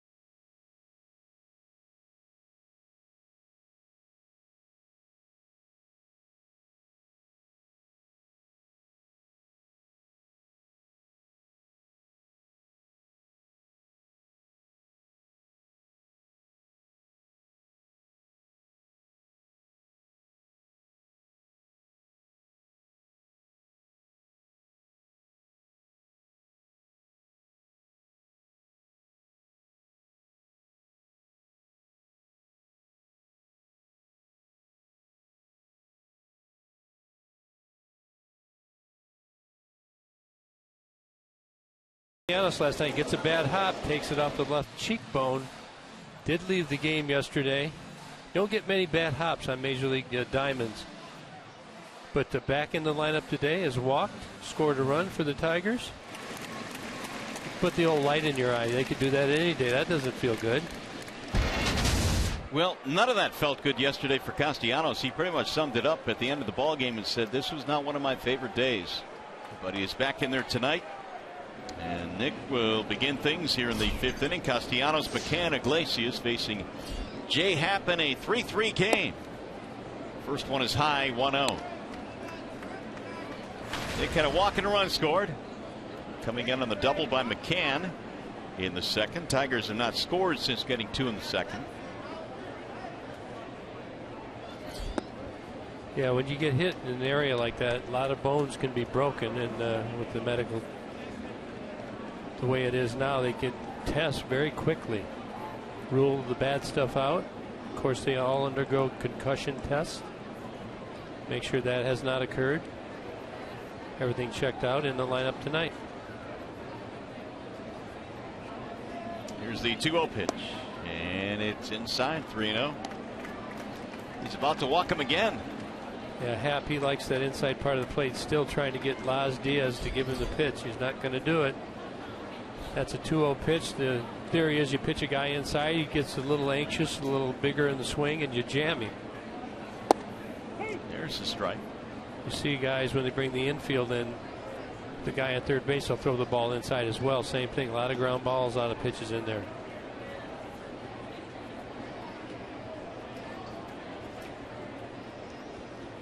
Castellanos hammers it foul, back out of play.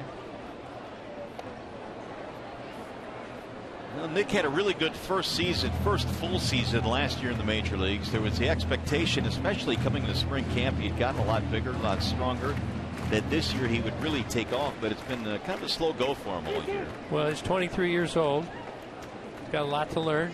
He's ahead of the curve for sure. Got him, strike 3. 1 out. Pretty good quality pitch right here by Happ. Caught him looking there.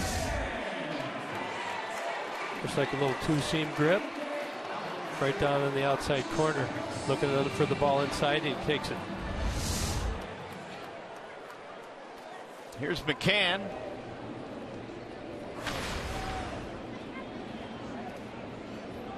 First strikeout of the ball game for Jay Happ. McCann had the 2-run double.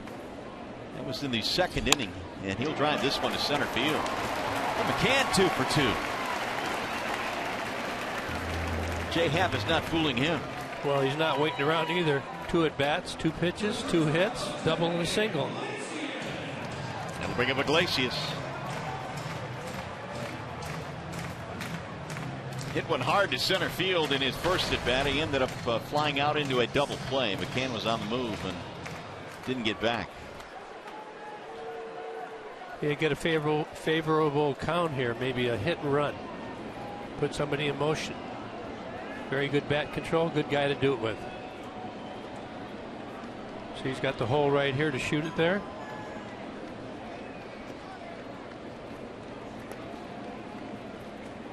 Happ, 5 stolen bases out of 10 tries.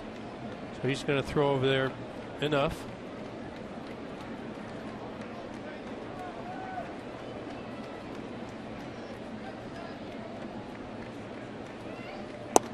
That's in for strike 1. Omar Vizquel was very good over there at stealing bases.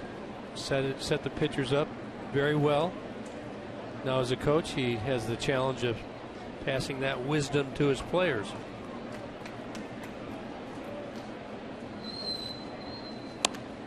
Fly ball right field, not deep. CRUZ under it. 2 gone. I always thought Vizquel never got enough notoriety for what he did offensively because he was such a wizard at short.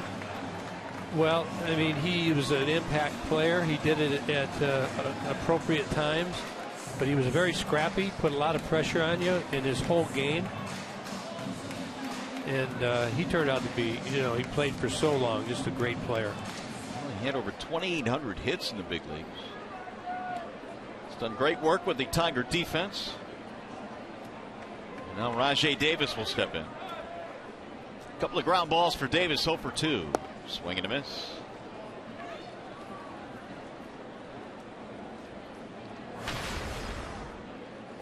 RAJAI's average at 271 has not gotten consistent at bats over the last month.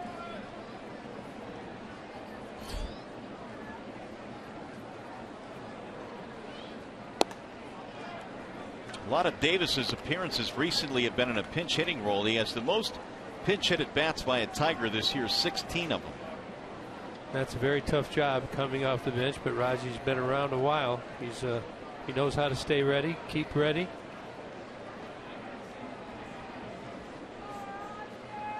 Here's the 1-1.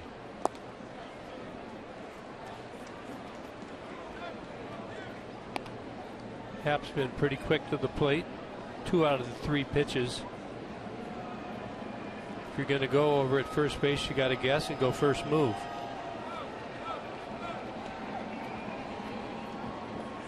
Like ZUNINO throws pretty good, throwing out 40% of the base stealers. Well, you got a couple of guys in this game that are really good at throwing runners out. ZUNINO and of course McCann. Probably not good odds to go here.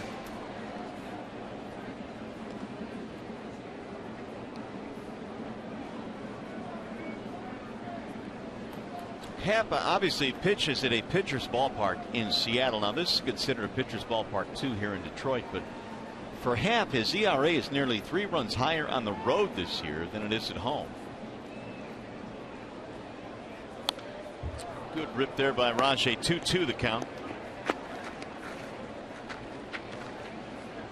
Here's what we're talking about here. 2.66 at home, but a 5.5 on the road.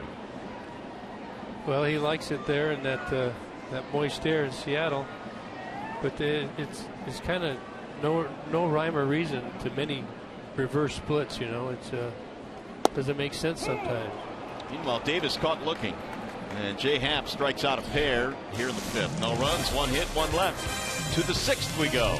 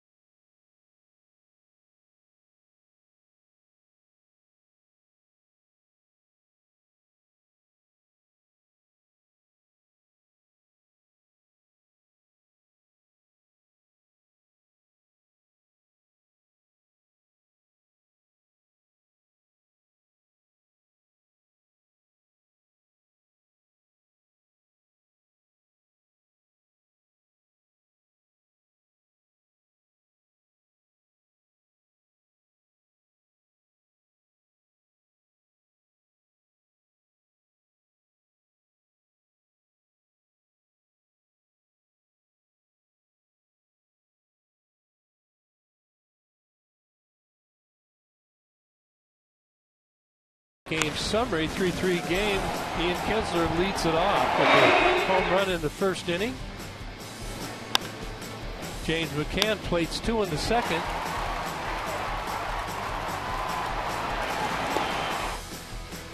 Then Robinson Cano with a solo shot to tie it up 3-3. Here we go in the top of the 6th. All even again as the Mariners come to the plate in the 6th inning. Austin Jackson will lead it off against Alfredo Simon, who's gone 5 innings, 4 hits, 3 runs, 4 bases on balls in this game. He's thrown 84 pitches, and the first one he throws right by Austin Jackson. 0-1. Jackson, Trumbo, Morrison in the 6th for Seattle.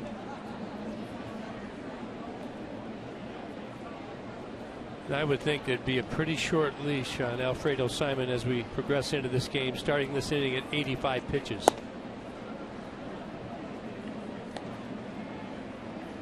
Jackson, a couple of ground balls, 0 for 2.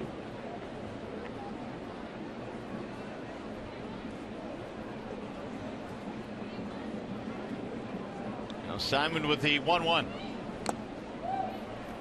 1-2 on Jackson. Austin missed quite a bit of the month of May with an ankle sprain. Those are hard to get over. They seem to linger, don't they? Yes, they do, and it affects every aspect of your game. Bouncer back up the middle into center, base hit. Leadoff single here in the 6th. Time for a game break with Trevor Thompson.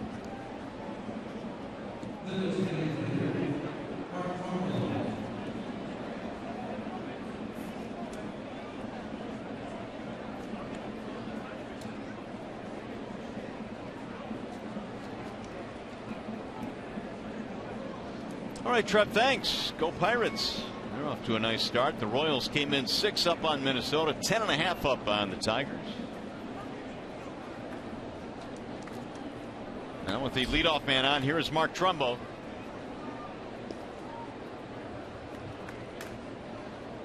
They have to keep Austin Jackson close over there at first base. 8 stolen bases. I believe he's been caught 8 as well.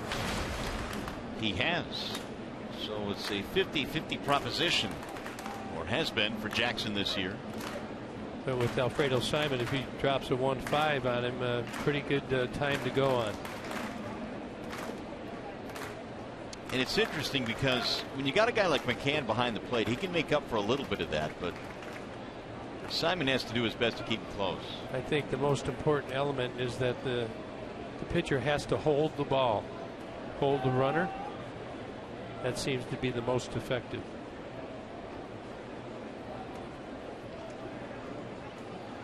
Jackson goes. McCann's throw down to second. Tag, not in time.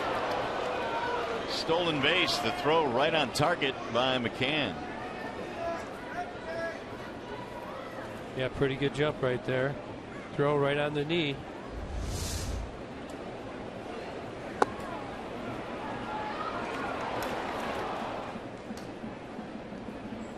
He had a good lead over there. If you got a good catcher, you have to get off a little extra, and Austin did a good job of that right there.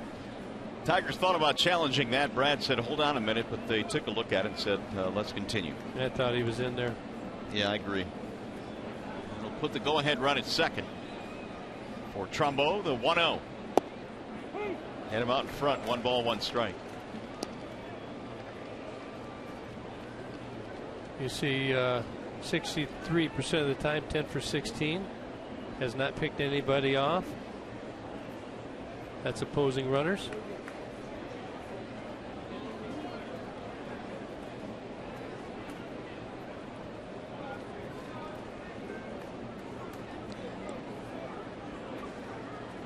Trumbo swings and misses. Trumbo is a Southern California kid, and when he first came up to the big leagues, he played with his hometown team, the Angels, and had some big home run seasons. Knocked in 100 one year. Yeah, I know that when the Diamondbacks acquired Mark Trumbo, it was a shock to him, and Artie Moreno, the owner, loved Mark Trumbo. But here he is in Seattle. That 1 year was 2013 for Trumbo. 34 homers, 100 driven in. Here's the 1-2.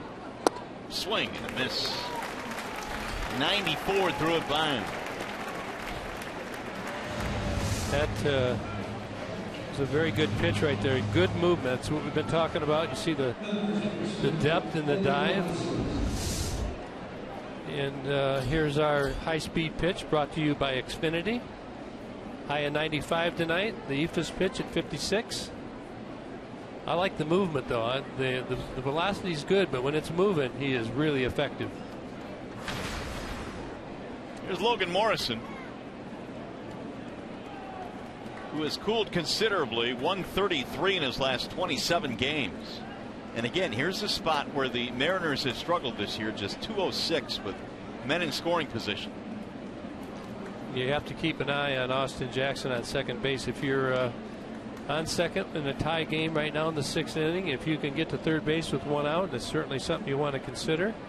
Good job of Simon doing the inside move right there. I'm not sure if that comes from the catcher or the bench. Probably so. Morrison a walk and a single.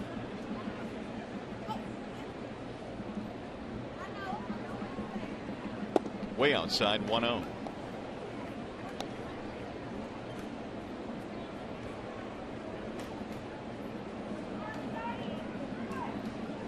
Mentioned Simon in his last start didn't stick around very long. He was knocked out after just 47 pitches.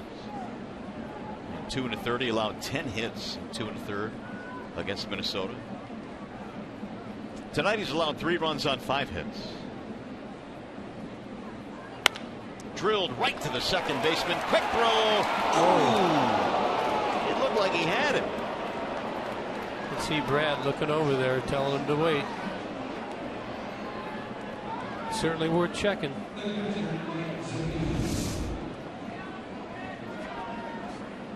Oh, did he get him? Can't tell with that view. This ought to tell us. Didn't have his foot on the bag. Man, is that close. Yeah, he was just couldn't get his feet synced up. Well, they're going to give it a shot and challenge it. Well, why not? You're in the 6th inning, and with the way it is now, I mean, even if you lose your challenge, you can go back out in the 7th. And right. Even if you have no challenges, you can request that they take a look at it, or you might want to check it out. The umpires can do that. Which I never really understood. If you're given one challenge and you lose it, I mean, why have a rule like that where you can go out and ask the umpires? Well, last year it was different, but they've changed it a little bit this year, really, to leave the judgment of the umpires if they want to look at a play regardless, because the intent of the challenge rule is that you get it right. So I think if you have a chance to get it right, that over trumps everything else, right. Any other rules you have. So they've softened it a little bit. This one, I think, boy, it's so hard to tell because we've seen recently if it's really close, they'll just stay with the call on the field. But here's another look. See if we can get a clearer look. What way are you going? Hang on a second.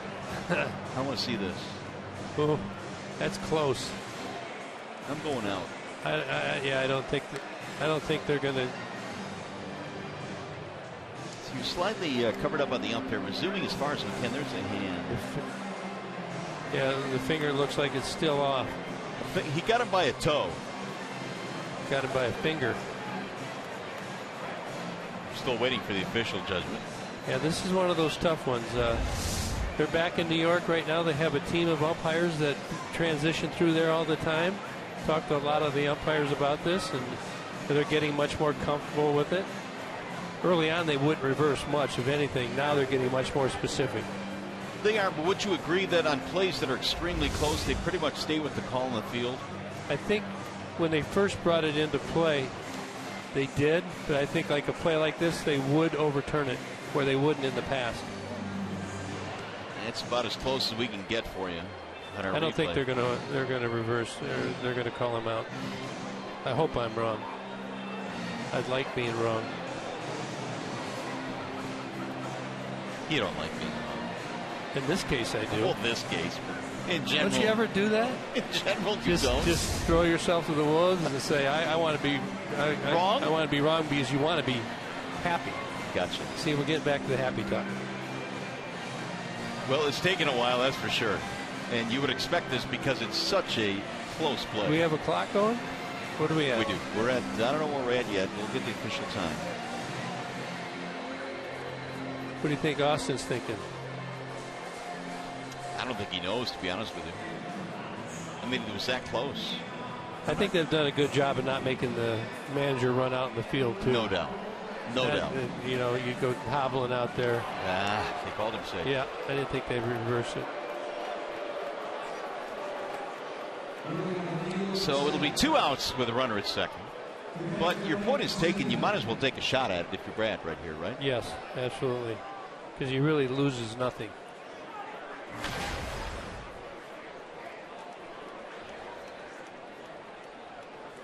So the call stands. And now it's ZUNINO. Again. Every time he comes up, he's got somebody on base. How long do you think that replay took, or that challenge? 2:59. They got connections. Somebody in your ear is telling you 2:59. They're not supposed to do that. You're supposed to guess. Got to drop a dollar bill now and then on the way in. 2:59 was the official time. There is action in the Tigers' pen. Hardy and Wilson.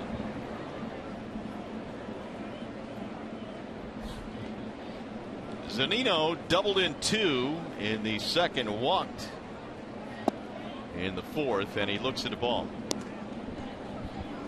Yeah, you might get Hardy for Brad Miller. I don't know whether Lloyd would go Chris Taylor to counteract that move. What do you think? Hardy's been really good, and I think you're probably right. They would go to the bench to counter. Yeah, but then you got the Seager right behind him. Probably would. That's true. Force his hand. 1-2. Let's get this one. Yeah. Make it a mute point. Right. Well, actually, it's a moot point. Okay, you're right. Now, see, these discussions are going on with Brad and his staff, and we used to say, oh, moot point. Did I get it right? You got it right that time. Moot. M-O-O-T.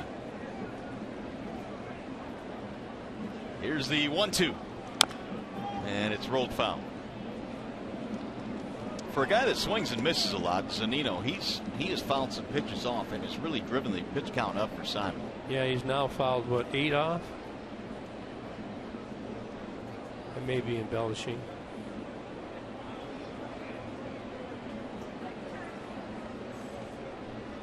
Simon about to throw his 99th of the night. And it gets right through McCann. That'll advance the runner. McCann can't find it, but now he locates it. So we'll see what happens here, how they call this one. Wild pitch. And move the go-ahead runner. That is Jackson to third base now. James McCann has had trouble. That tells you Alfredo Simon's got pretty good movement on these pitches. But that's just a 58-footer. That's tough. Fastball. Simon has made McCann work awfully hard tonight. Yeah, you can expect your catcher to get all the off-speed pitches, but when they throw heaters in the dirt like that, that's tough. Ooh, that's ripped right by Donnelly at third. And a souvenir. 100 pitches by inning. Second was a big one, 31 pitches in the fourth again, but mixed in between a lot of efficient innings. Want to be less than 15 an inning.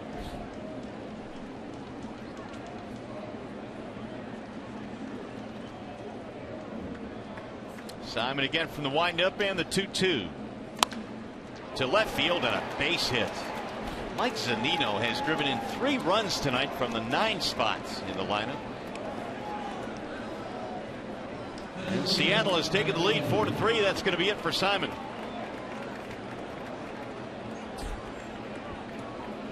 Brand has made the call. So we'll step aside. Wall side windows pitching change. Here comes Blaine Hardy.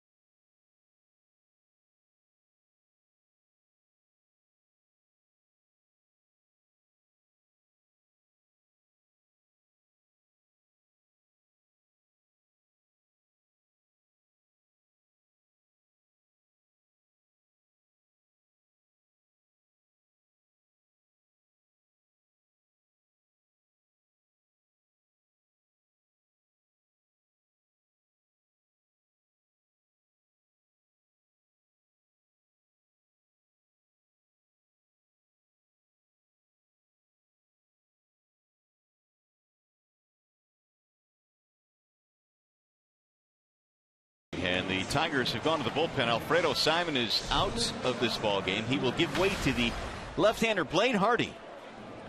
This is Blaine's 41st game. Been very effective at holding runners scoring when he comes in and inherits them. Doesn't walk a lot of guys. That's where you see the whip right there. Not a lot of hits, not a lot of walks.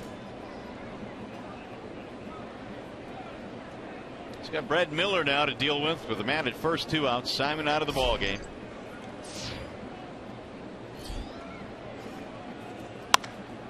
High fly ball center field, playable for Rajai Davis. Hardy comes out of the pen and throws one pitch and gets the final out of the 6th. To the bottom half we go.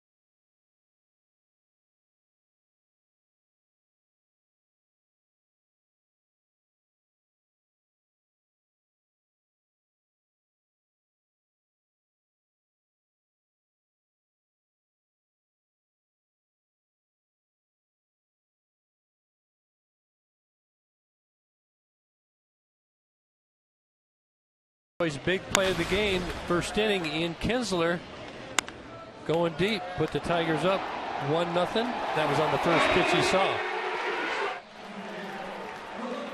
Well, the Tigers, though, have lost their lead as we go to the bottom of the 6th inning. Seattle has gone ahead. The Kinsler home run was his 4th of the year. Get him on a roll here. Let's have another. Have a big game. That would be nice. You hit a home run like that in your first at bat, it kind of puts you in a good frame of mind for the rest of the game. So he's feeling good. Also, this is multiple at bats he's had against Happ.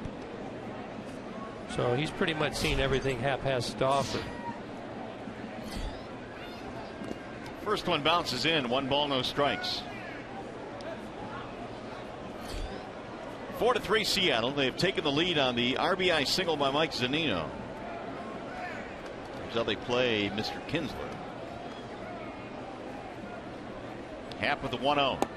That's in there. Yeah, you can see Seager hugging the line a little bit down there at third base. Kind of got to make decisions now. Happ's throwing that ball inside a lot, so you want to maybe take away the double. Driven to right field. Here comes Cruz. He'll make the catch with that green glove. 1 out of the 6th. Here is Cespedes. You look at Happ's numbers, and he got off to a decent start, but he's had only 1 win since May 15th. Yeah, but tonight he's got 4 good pitches, and if his fastball command is good, which it has been tonight, and he's pounded the ball on the inside part of the plate, he's a pretty good pitcher. This is the way I remember seeing him years ago. Cespedes, line out, fly out. Ooh, up and in. Hello. Chin music there.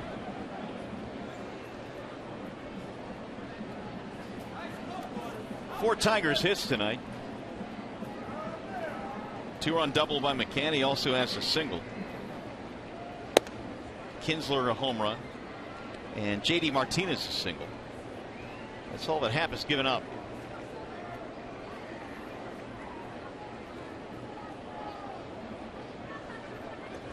Two 2-0 on Cespedes.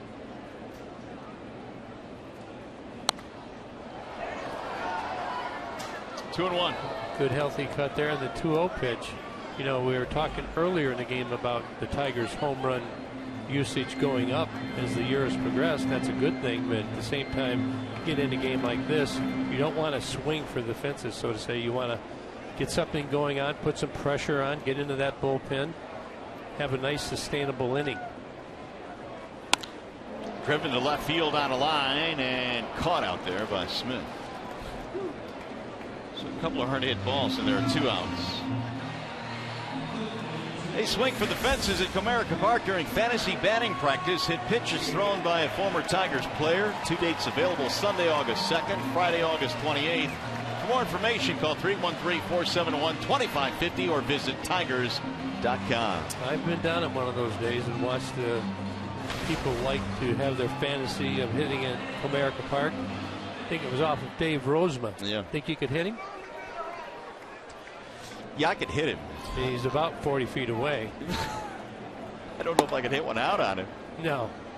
I couldn't do that. You could see many people try and hit the ball out. The swing gets longer. It works in reverse. Probably pull a muscle or two. But a lot of fun. People have a lot of fun at those events. You mean it's not the harder you swing, the farther it goes? Got to get sweet spot of the bat on the ball with backspin. Yeah. So you swing harder, usually your swing gets longer and you don't get it on the sweet spot. 1 ball, 1 strike on Victor. Fly out pop up for Martinez. Here's the 1-1 from Happ. Golf to center field. Jackson is there. 3 fly ball outs for Jay Happ here in the 6th, which means we go to the 7th.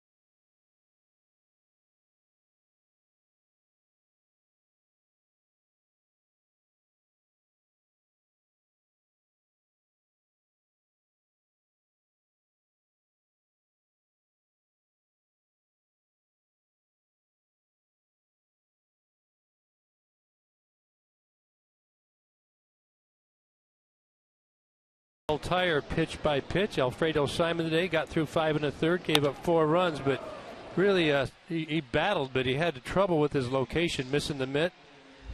Had a couple innings where really had struggled with his mechanics, but overall kept the Tigers in the game. Tigers trail 4-3 as we go to the 7th. And there are the numbers on Simon tonight: 5 2/3, 6 hits, 4 runs, 4 base on balls. And now it'll be Kyle Seager to lead things off. And 2 of those walks scored. 2, 3, and 4 in the lineup for the Mariners: Seager, Cruz, Cano. The beefy part of the lineup here facing Blaine Hardy. First one is in there for a strike. Yeah, Brad brought in Hardy to face Brad Miller. Now you got Kyle Seager who's a lefty, but Nelson Cruz, who likes lefties, behind him, and then Robinson Cano, a lefty.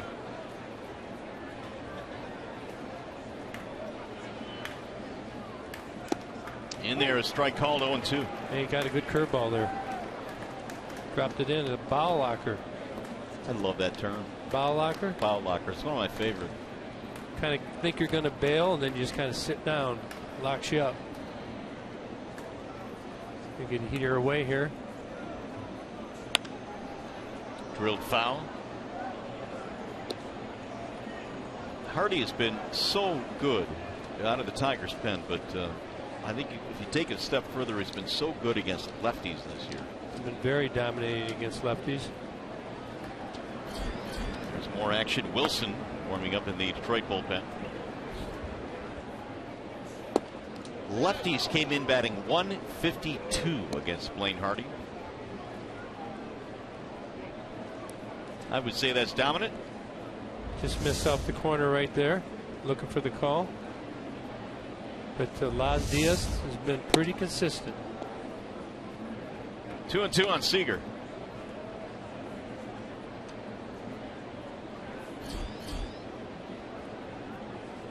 Cruz waiting on deck.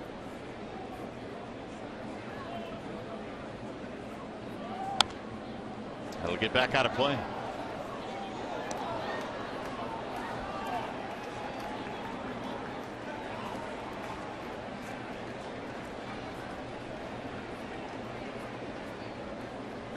Four runs, 6 hits for Seattle, 3 runs, 4 hits for the Tigers. Seattle has scored 1 in each of the last 2 innings, a Cano homer and a Zunino single. Bouncing ball to short. Routine there for Iglesias. Seager is out, 1 gone. And for more on another former Tiger, let's check in with Justin White. Hey Mario, Fernando Rodney was always a colorful guy during his time in Detroit, and yesterday he created quite the stir when he walked into the visitors clubhouse at Yankee Stadium. Turns out Rodney had dyed his hair and his goatee a copper/orangish color, and I interviewed him during pregame earlier today, and yes, he gave us a look at exactly what he did. As you might expect, several of his teammates were laughing and shaking their heads, and I actually asked former Tigers bullpen coach Mike Rojas about it. He said he thinks it's great. However, that being said, Rojas has no plans to follow in Rodney's footsteps. He does, however, have a great head of hair, Mario. As do you, Justin. I think copper looks good on you. Oh, should give it a shot. I don't know how the bosses would feel about that. That wouldn't look good on me. Thanks, J-Dub. Well, Fernando Rodney's always been a guy that marches to the beat of his own drummer. Yep, I agree. Here's Cruz as he takes a ball high. 2 balls, 1 strike. Nelson Cruz is 0 for 2.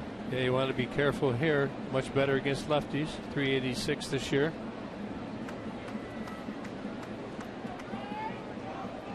Back inside. Good pitch right there. Kind of brings up the old thought that managers talk about, Gibby. You need guys out of your bullpen that can get righties and lefties out. You do, and again, I like to see the ball on the inside corner like this. That's almost perfect elevation. You know, down and in, maybe they get to it. To third base, Castellanos. Gonna be a long throw. He is out at first base. Well, Jeffrey Marte made a good adjustment right there. Wasn't sure how he's going to work his feet, but did a good job. Castellanos, good long throw. Crowding him again is Hardy.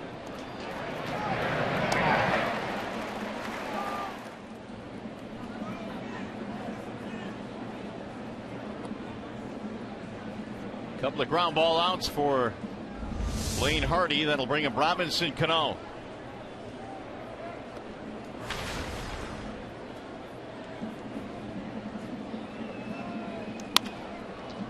There's a soft serve to left, base hit.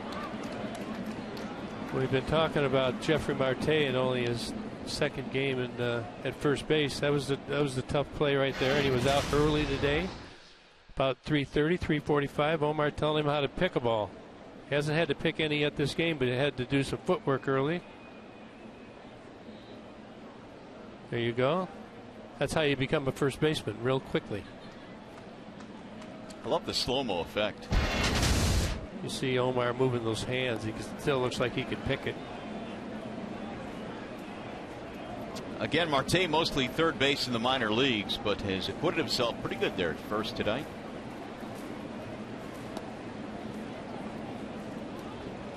So with 2 outs and a runner aboard, here is Seth Smith. double run scored tonight for Smith. Not very good against lefties.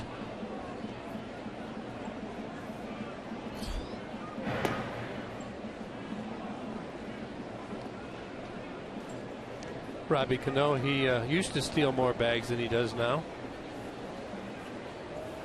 But he might sneak you. Tigers paying attention.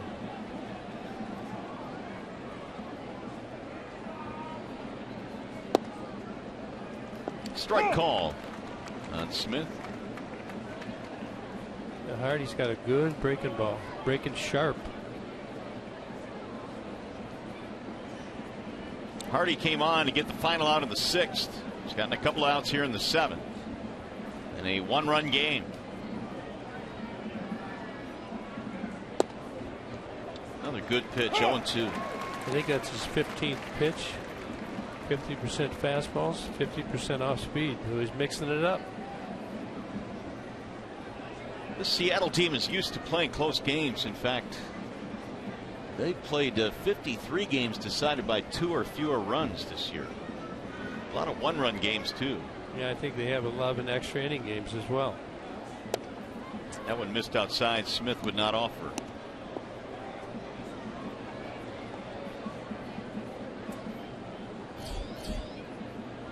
Austin Jackson waiting on deck.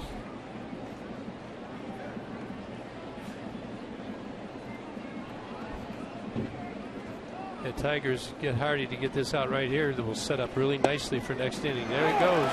Nicely done. Got him looking. Smith is out of there. Nothing comes to the 2-out single. Coming up, the Dick Scott Automotive 7th inning stretch, 4-3. Seattle in the lead.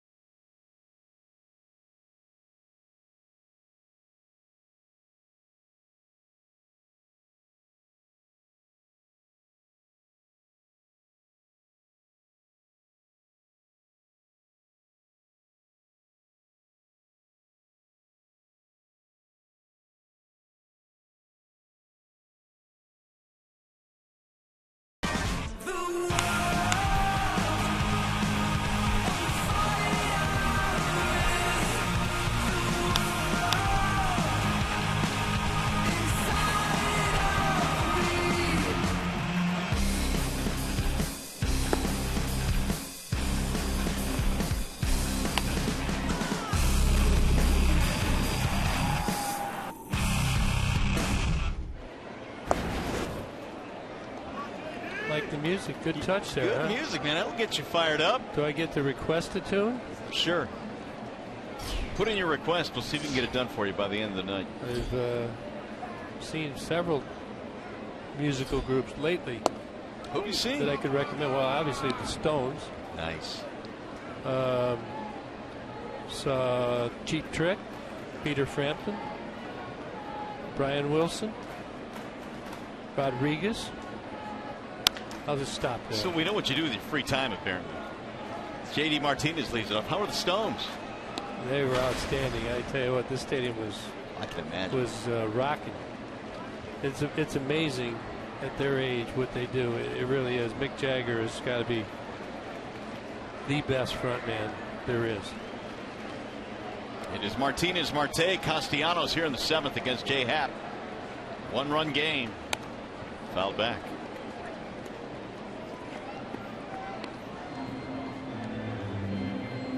Four runs, 7 hits. Seattle 3 runs, 4 hits in favor of for the Tigers, with the Mariners in the lead now by a run. Mariners have stranded 7 in this game. Tigers have left only 1. Happ with a 1-2 in the air to center. That'll be routine for Jackson. 1 gone. Hey, Menards brings you the big money encounter. Want to go back to Safeco Field in Seattle. Kaboom! Jeffrey Marte off Jay Happ. His first major league home run. That was back on July the 8th. Yeah, ball out over the plate. Just on that last pitch right there. Just getting in on the Tiger hitters just enough. Keep it in the ballpark. Marte looks at ball 1.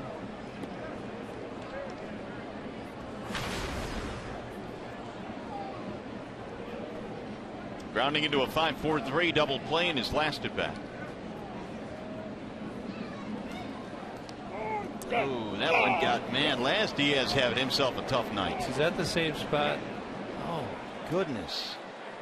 They used to have, oh, it's the other arm, I think. They used to have that stuff. They came out in that little silver can, remember? Yeah. They'd spray it and freeze it down. Bill Bean would bring that out, right? Yeah, he did. Or Pio de Salvo. And what did it do for you? It numbed it. But it's illegal now. You can't use it. I'm trying to think what it was called. Been so long. The numbing spray, the magic numbing spray. Kevin Rand is poking at it. That feels good, huh? Here, does this hurt? Well, they have to examine it to see if they think anything's broke by moving it a certain way. He's going to have an ice bag on his arm for tomorrow's game. Yeah, both of them. In the dirt. Oh, the bare forearm. He said, doggone it. Yeah, that's exactly what he said.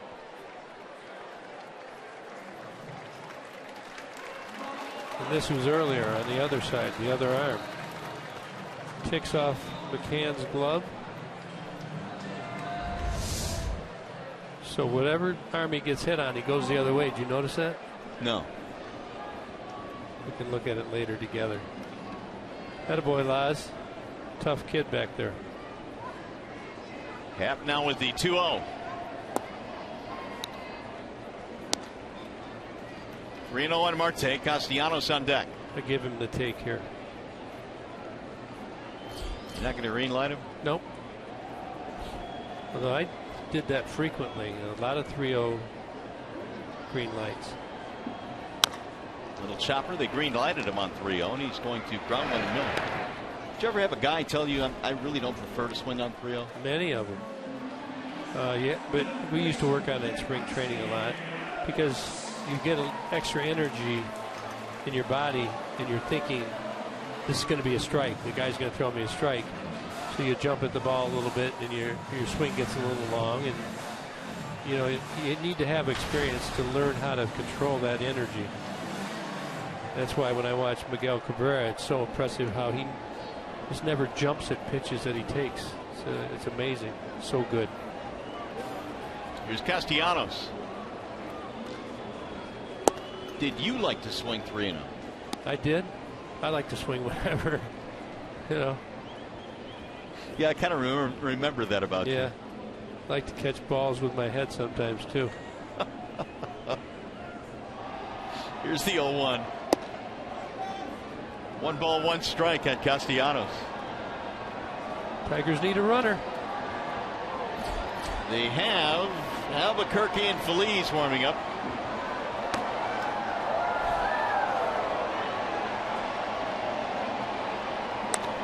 High pop up. Right side, shallow. It's going to be a tough play. Ooh, nicely done by Morrison. Logan Morrison makes a good play, and we are through 7 here at the ballpark.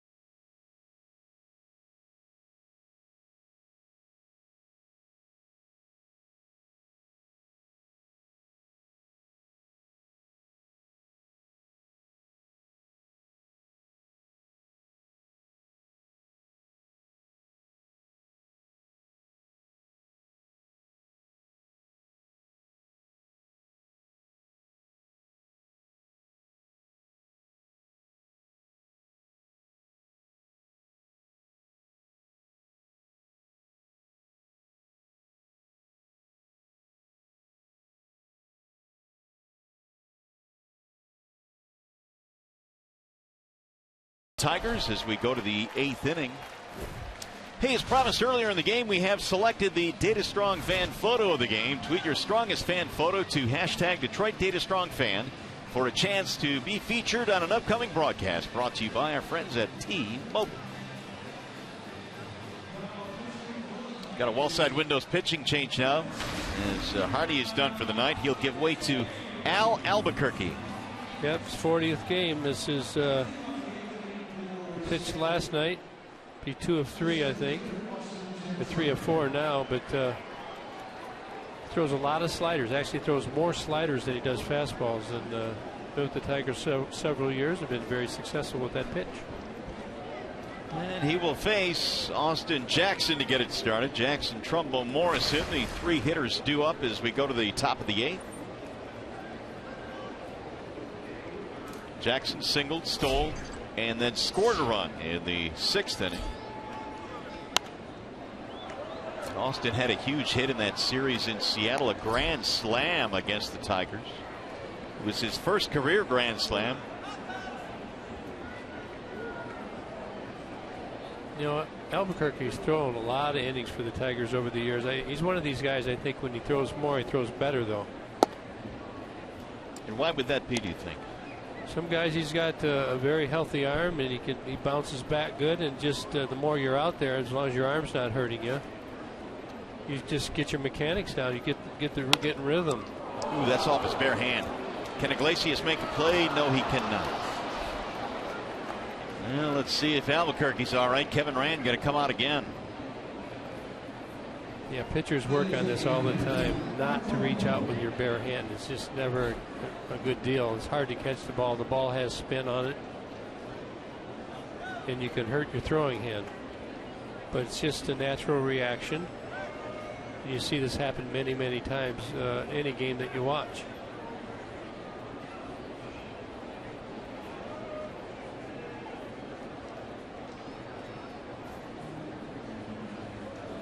Kevin Rand has been earning his keep tonight.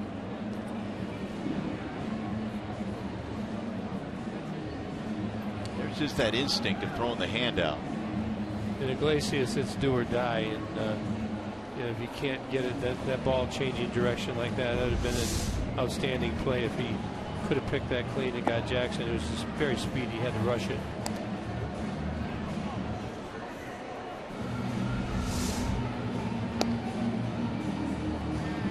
See Albuquerque falling off to the first base side of the rubber. Had to reach back behind him, but it's just too hard to make the play. Well, since May 1st, here's what Albuquerque has done. ERA sub-2 and about almost 10 strikeouts per 9. Well, he's going to have to deal with Jackson over there. Keep him on first base. Get your double play with Trumbo. Jackson stole a base in his last inning back in the 6th. He has 9 this year. But again, the percentage not very good. He's been caught 8 times, and he'll draw a throw.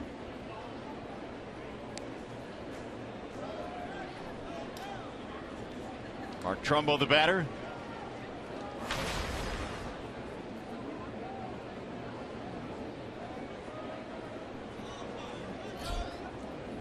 Swing and a miss. Yeah, good slider right there. Pretty quick to the plate for Albuquerque. Trumbo's going to see a couple more of those. Trumbo's already hit in his 7 double plays this year in just 33 games. Yeah, you definitely want to keep the ball down and away.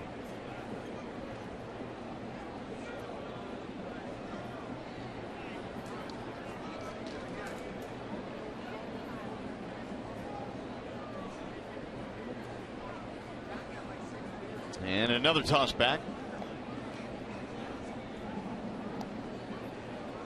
Hardy came on in the 6th inning, got the final out, and then pitched through the 7th, allowed a single but no damage. And he's given away to Albuquerque here in the 8th, trying to keep this a 1-run game. Yeah, very important to keep it at 1 run.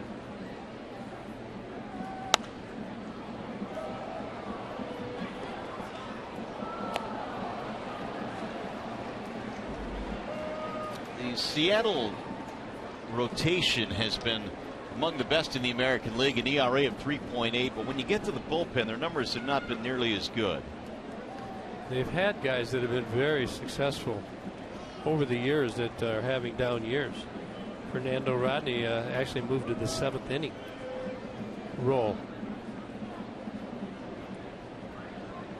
The 0-2. Ooh, Trumbo. Not even close. 1 out. And Mark Trumbo just not picking the ball up very good. That ball starts the ball out of the zone. See, James McCann barely caught that pitch.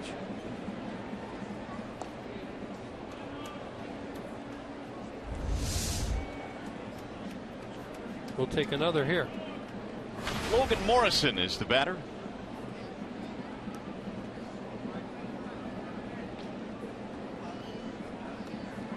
He's been on base a couple of times, infield single and a walk. He lined out to the second baseman his last time up. Hard hit ball that nearly resulted in a double play. Look for Jackson to run here somewhere. Yep, there he goes. From his knees, the throw. Oh, he might want to look at that one. He almost got him. Or may have.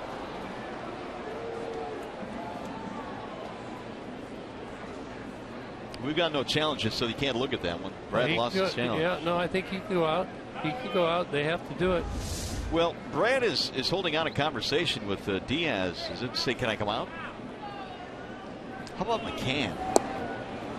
That's the old Benito Santiago right there. From his knees, Tony Pena. Guess they're not going to look at it. So Jackson will get his second stolen base. I think you get another chance. You can go out and ask them after the 7th inning, but I think Brad just told them to wait. We'll have to ask him about that. Swing and a miss. 1-1 on Morrison.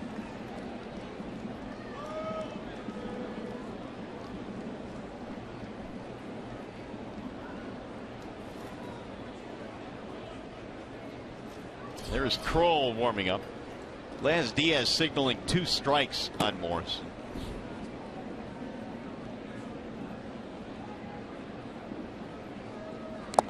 And a foul tip into the glove for strike 3. Good pick by James McCann. 2 gone. Look at the slow motion grip right there. He's going to turn it over. Good movement on that pitch. Got Morrison. Well, here's that guy again, Mike ZUNINO. Our old nemesis. Yep. He has seen 24 pitches in his first 3 at bats. He's got 3 RBIs tonight. 2 on a double, 1 on a single. And no strikeouts. For a guy that came in who has whiffed over 100 times this year. Yeah, you got to give the kid credit. He's had a good game. Come through in the clutch.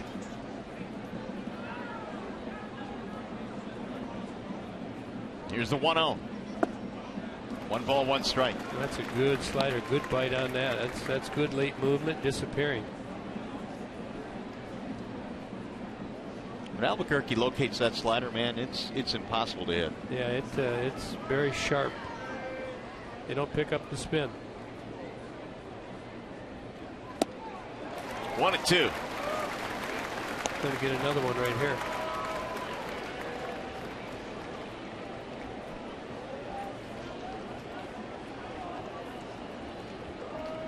"12 pitches, 10 strikes. Impressive."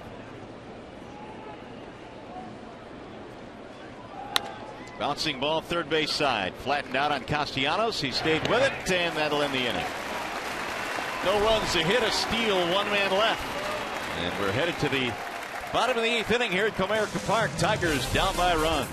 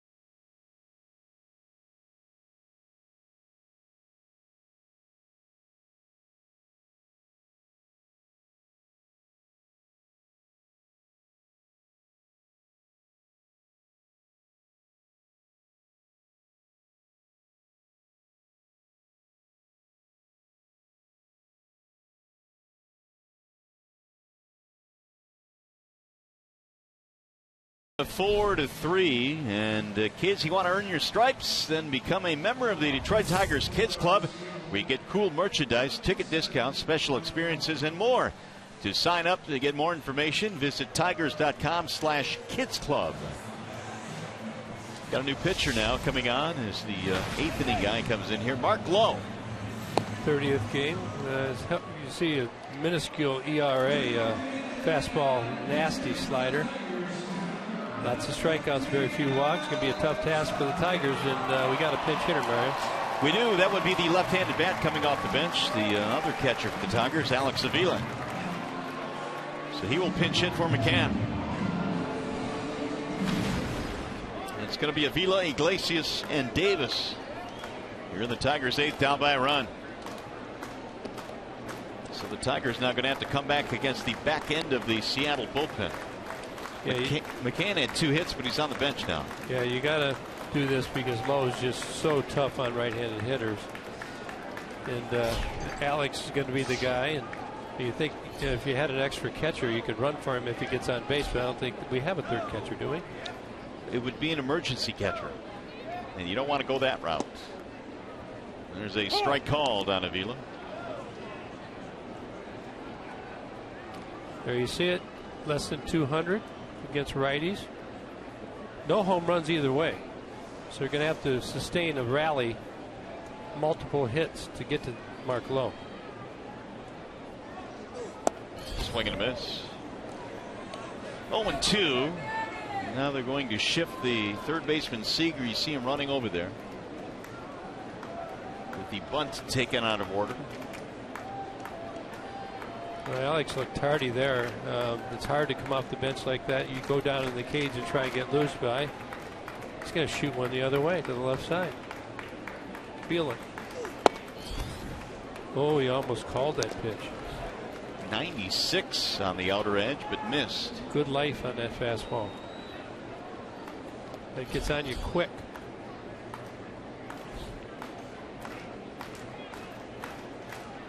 Iglesias on deck. Here's the 1-2. 2 balls, 2 strikes.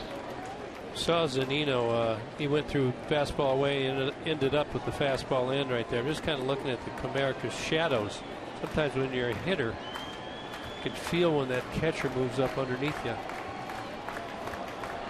This guy this good, you want an advantage any way you can.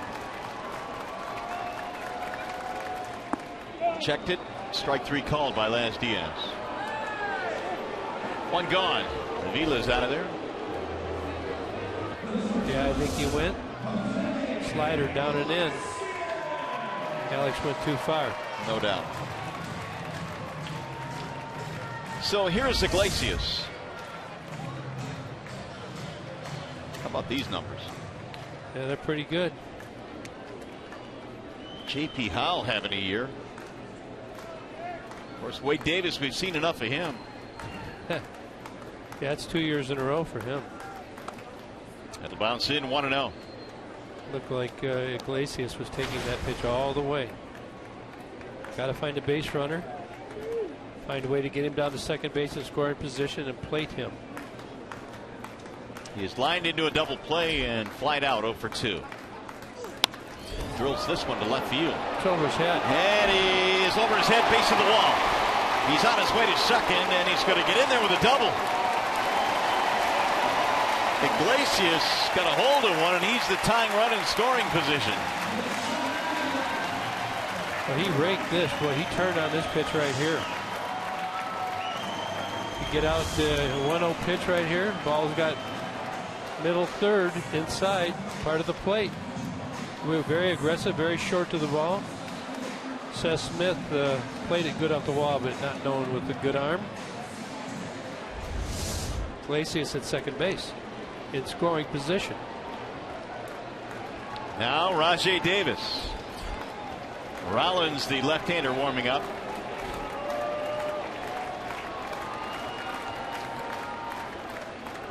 Iglesias dancing off the bag. RAJAI takes ball 1. Always good to have pressure on your opponent any way you can. You might notice Iglesias jumping around down there at second base.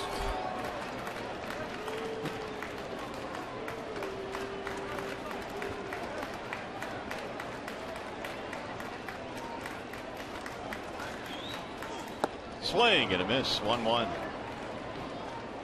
The 1-0 nasty slider right there.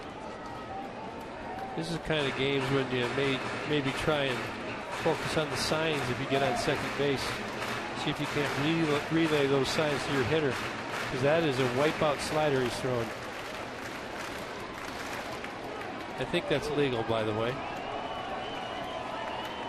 It is policed, I guess, internally by the players on the field. You can't get caught. Get the inside moving. Strike called on RAJAI. 1-2. Was that on the swing or was that on the pitch? Let's see. That ball's off the plate. Lodge has been pretty good back there, though, to be fair. He has. Very consistent. You throw him another slider here? Sure he will.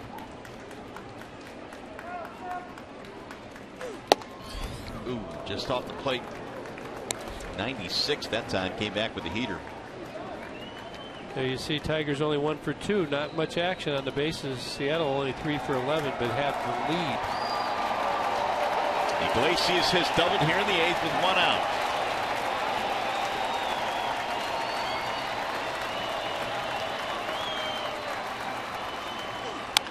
Ground ball foul. You see Iglesias jumping around down there. Now he's been in and watched the pitchers move, whether he likes to throw the ball to second base. So he's got a good idea what he's doing down there. And trying to be a distraction. Maybe he hangs one out over the middle of the plate for RAJAI Davis. McCann going out there. Not McCann. ZUNINO rather. We'll have a quick chat with Lowe, who is working on Davis here. Mariners have played 34 one-run games this year.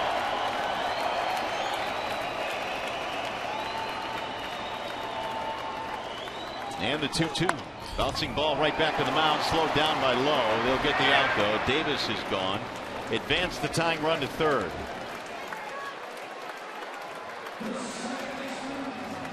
.97-mile-an-hour fastball right there. That guy's got good stuff. So you got the guy on second base in Iglesias. Maybe they're less apt to throw that slider in the dirt. So that 90 feet becomes big. No, very much so.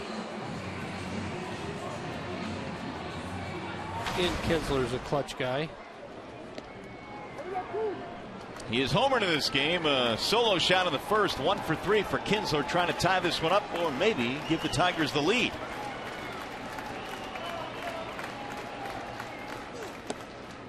Ball 1 to KINSLER.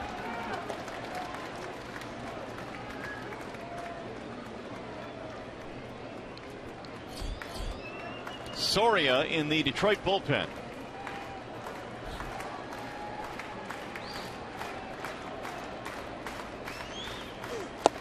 In there, a strike called. 1-1.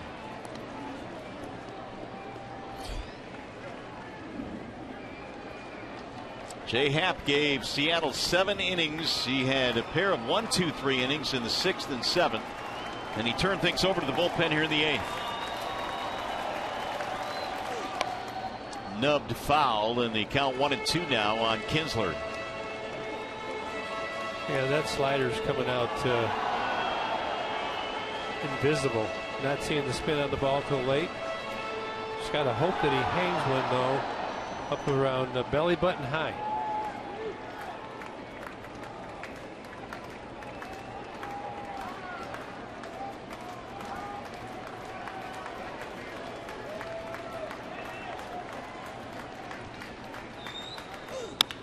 Driven deep in the air to left, way back. Ian KINSLER got him with a 2-run shot, and the Tigers have taken the lead.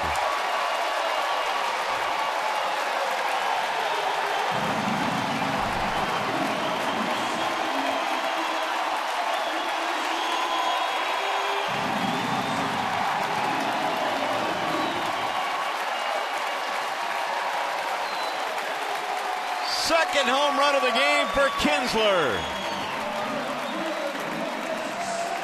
Well, we talked about it earlier.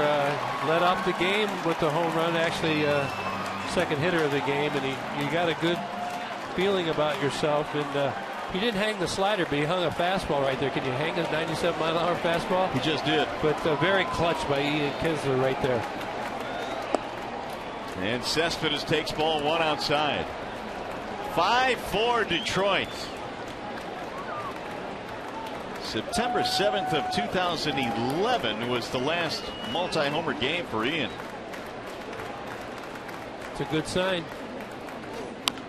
Little chopper to the third baseman. Seager on the move. And that'll take care of the Tigers, not before they take the lead. 2-run homer by Ian Kinsler. We go to the ninth with the lead.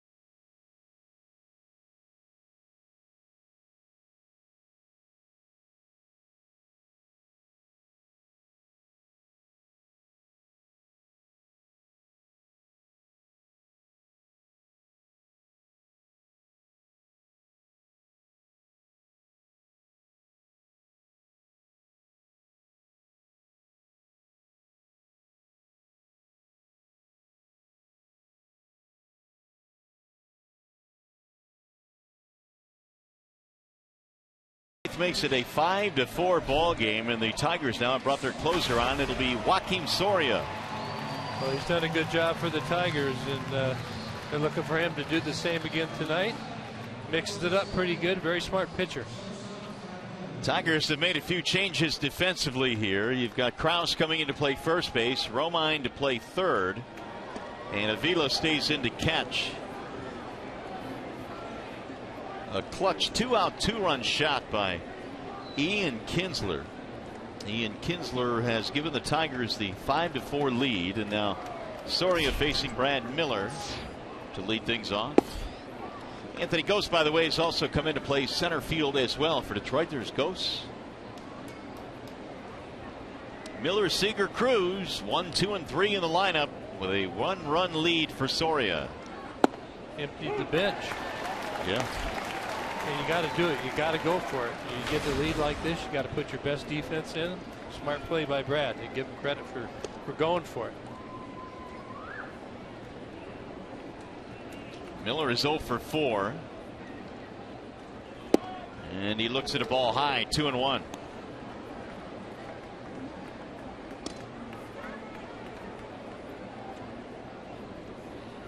Soria takes over for Albuquerque. Hardy and Albuquerque were both good in this game. Excellent job. Held them down. Sliced back out of play. 2-2 now on Miller. And that'll bring us to our Chevrolet high-strength steel. It came in the first inning. Remember this catch? It was Cespedes off that flare by Miller. Took one away from it. That's first batter of the game.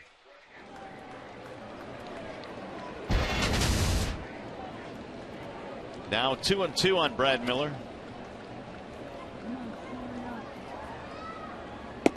Ball 3 high, 3-2.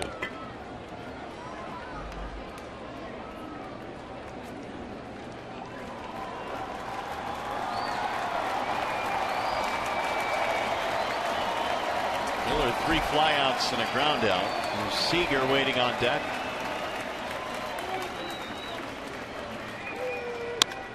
Slice toward left field. Cespedes. 1 out.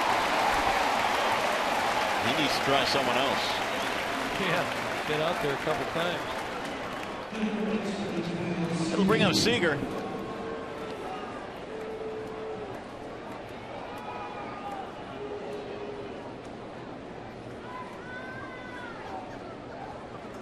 Not a whole lot of history between these two, but Seager is 0 for 3 against Joaquin. If you're the Tigers right now, thinking about what you want to do with your defensive alignment, you want to have Mark Krause slide over a step on the line. You want to have your outfielders 5 steps back. Anthony Ghost plays so shallow, but that's he goes back very well on the ball.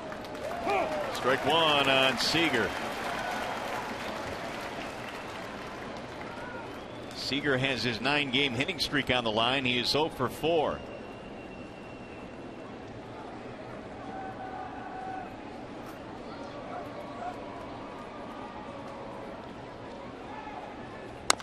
Bouncing ball, second base. Routine for Ian. 2 gone.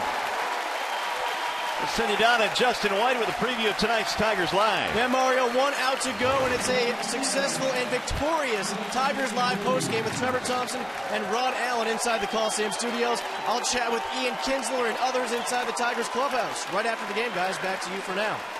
All right, Justin, thanks. We need one more out. Here comes the crowd now coming to its feet.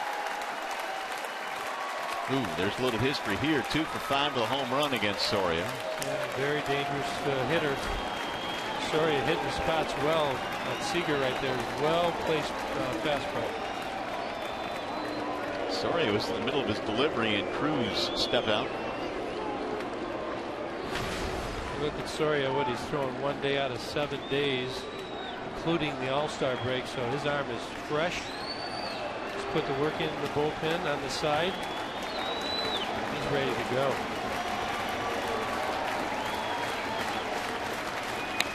Ooh, big rip there by CRUZ. 0-1.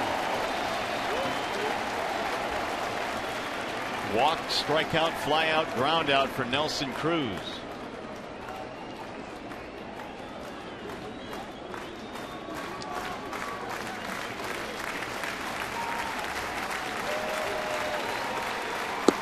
In there is strike 0-2. Paint right there, down the way, borderline. 34,353 in attendance tonight.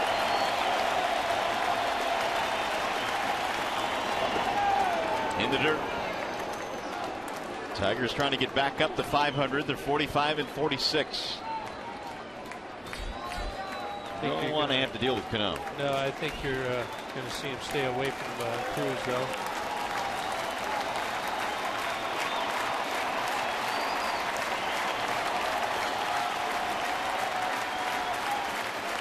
Here's a 1-2. Driven deep with foul. Ooh, man. Yeah, he wanted that down and away. Seems to have better location with his fastball. I think you're going to see Alex go back to it.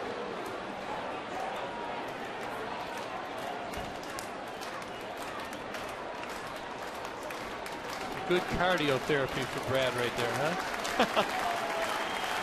Yes, it was. Maybe a little more than he wanted. For all of us. Yeah.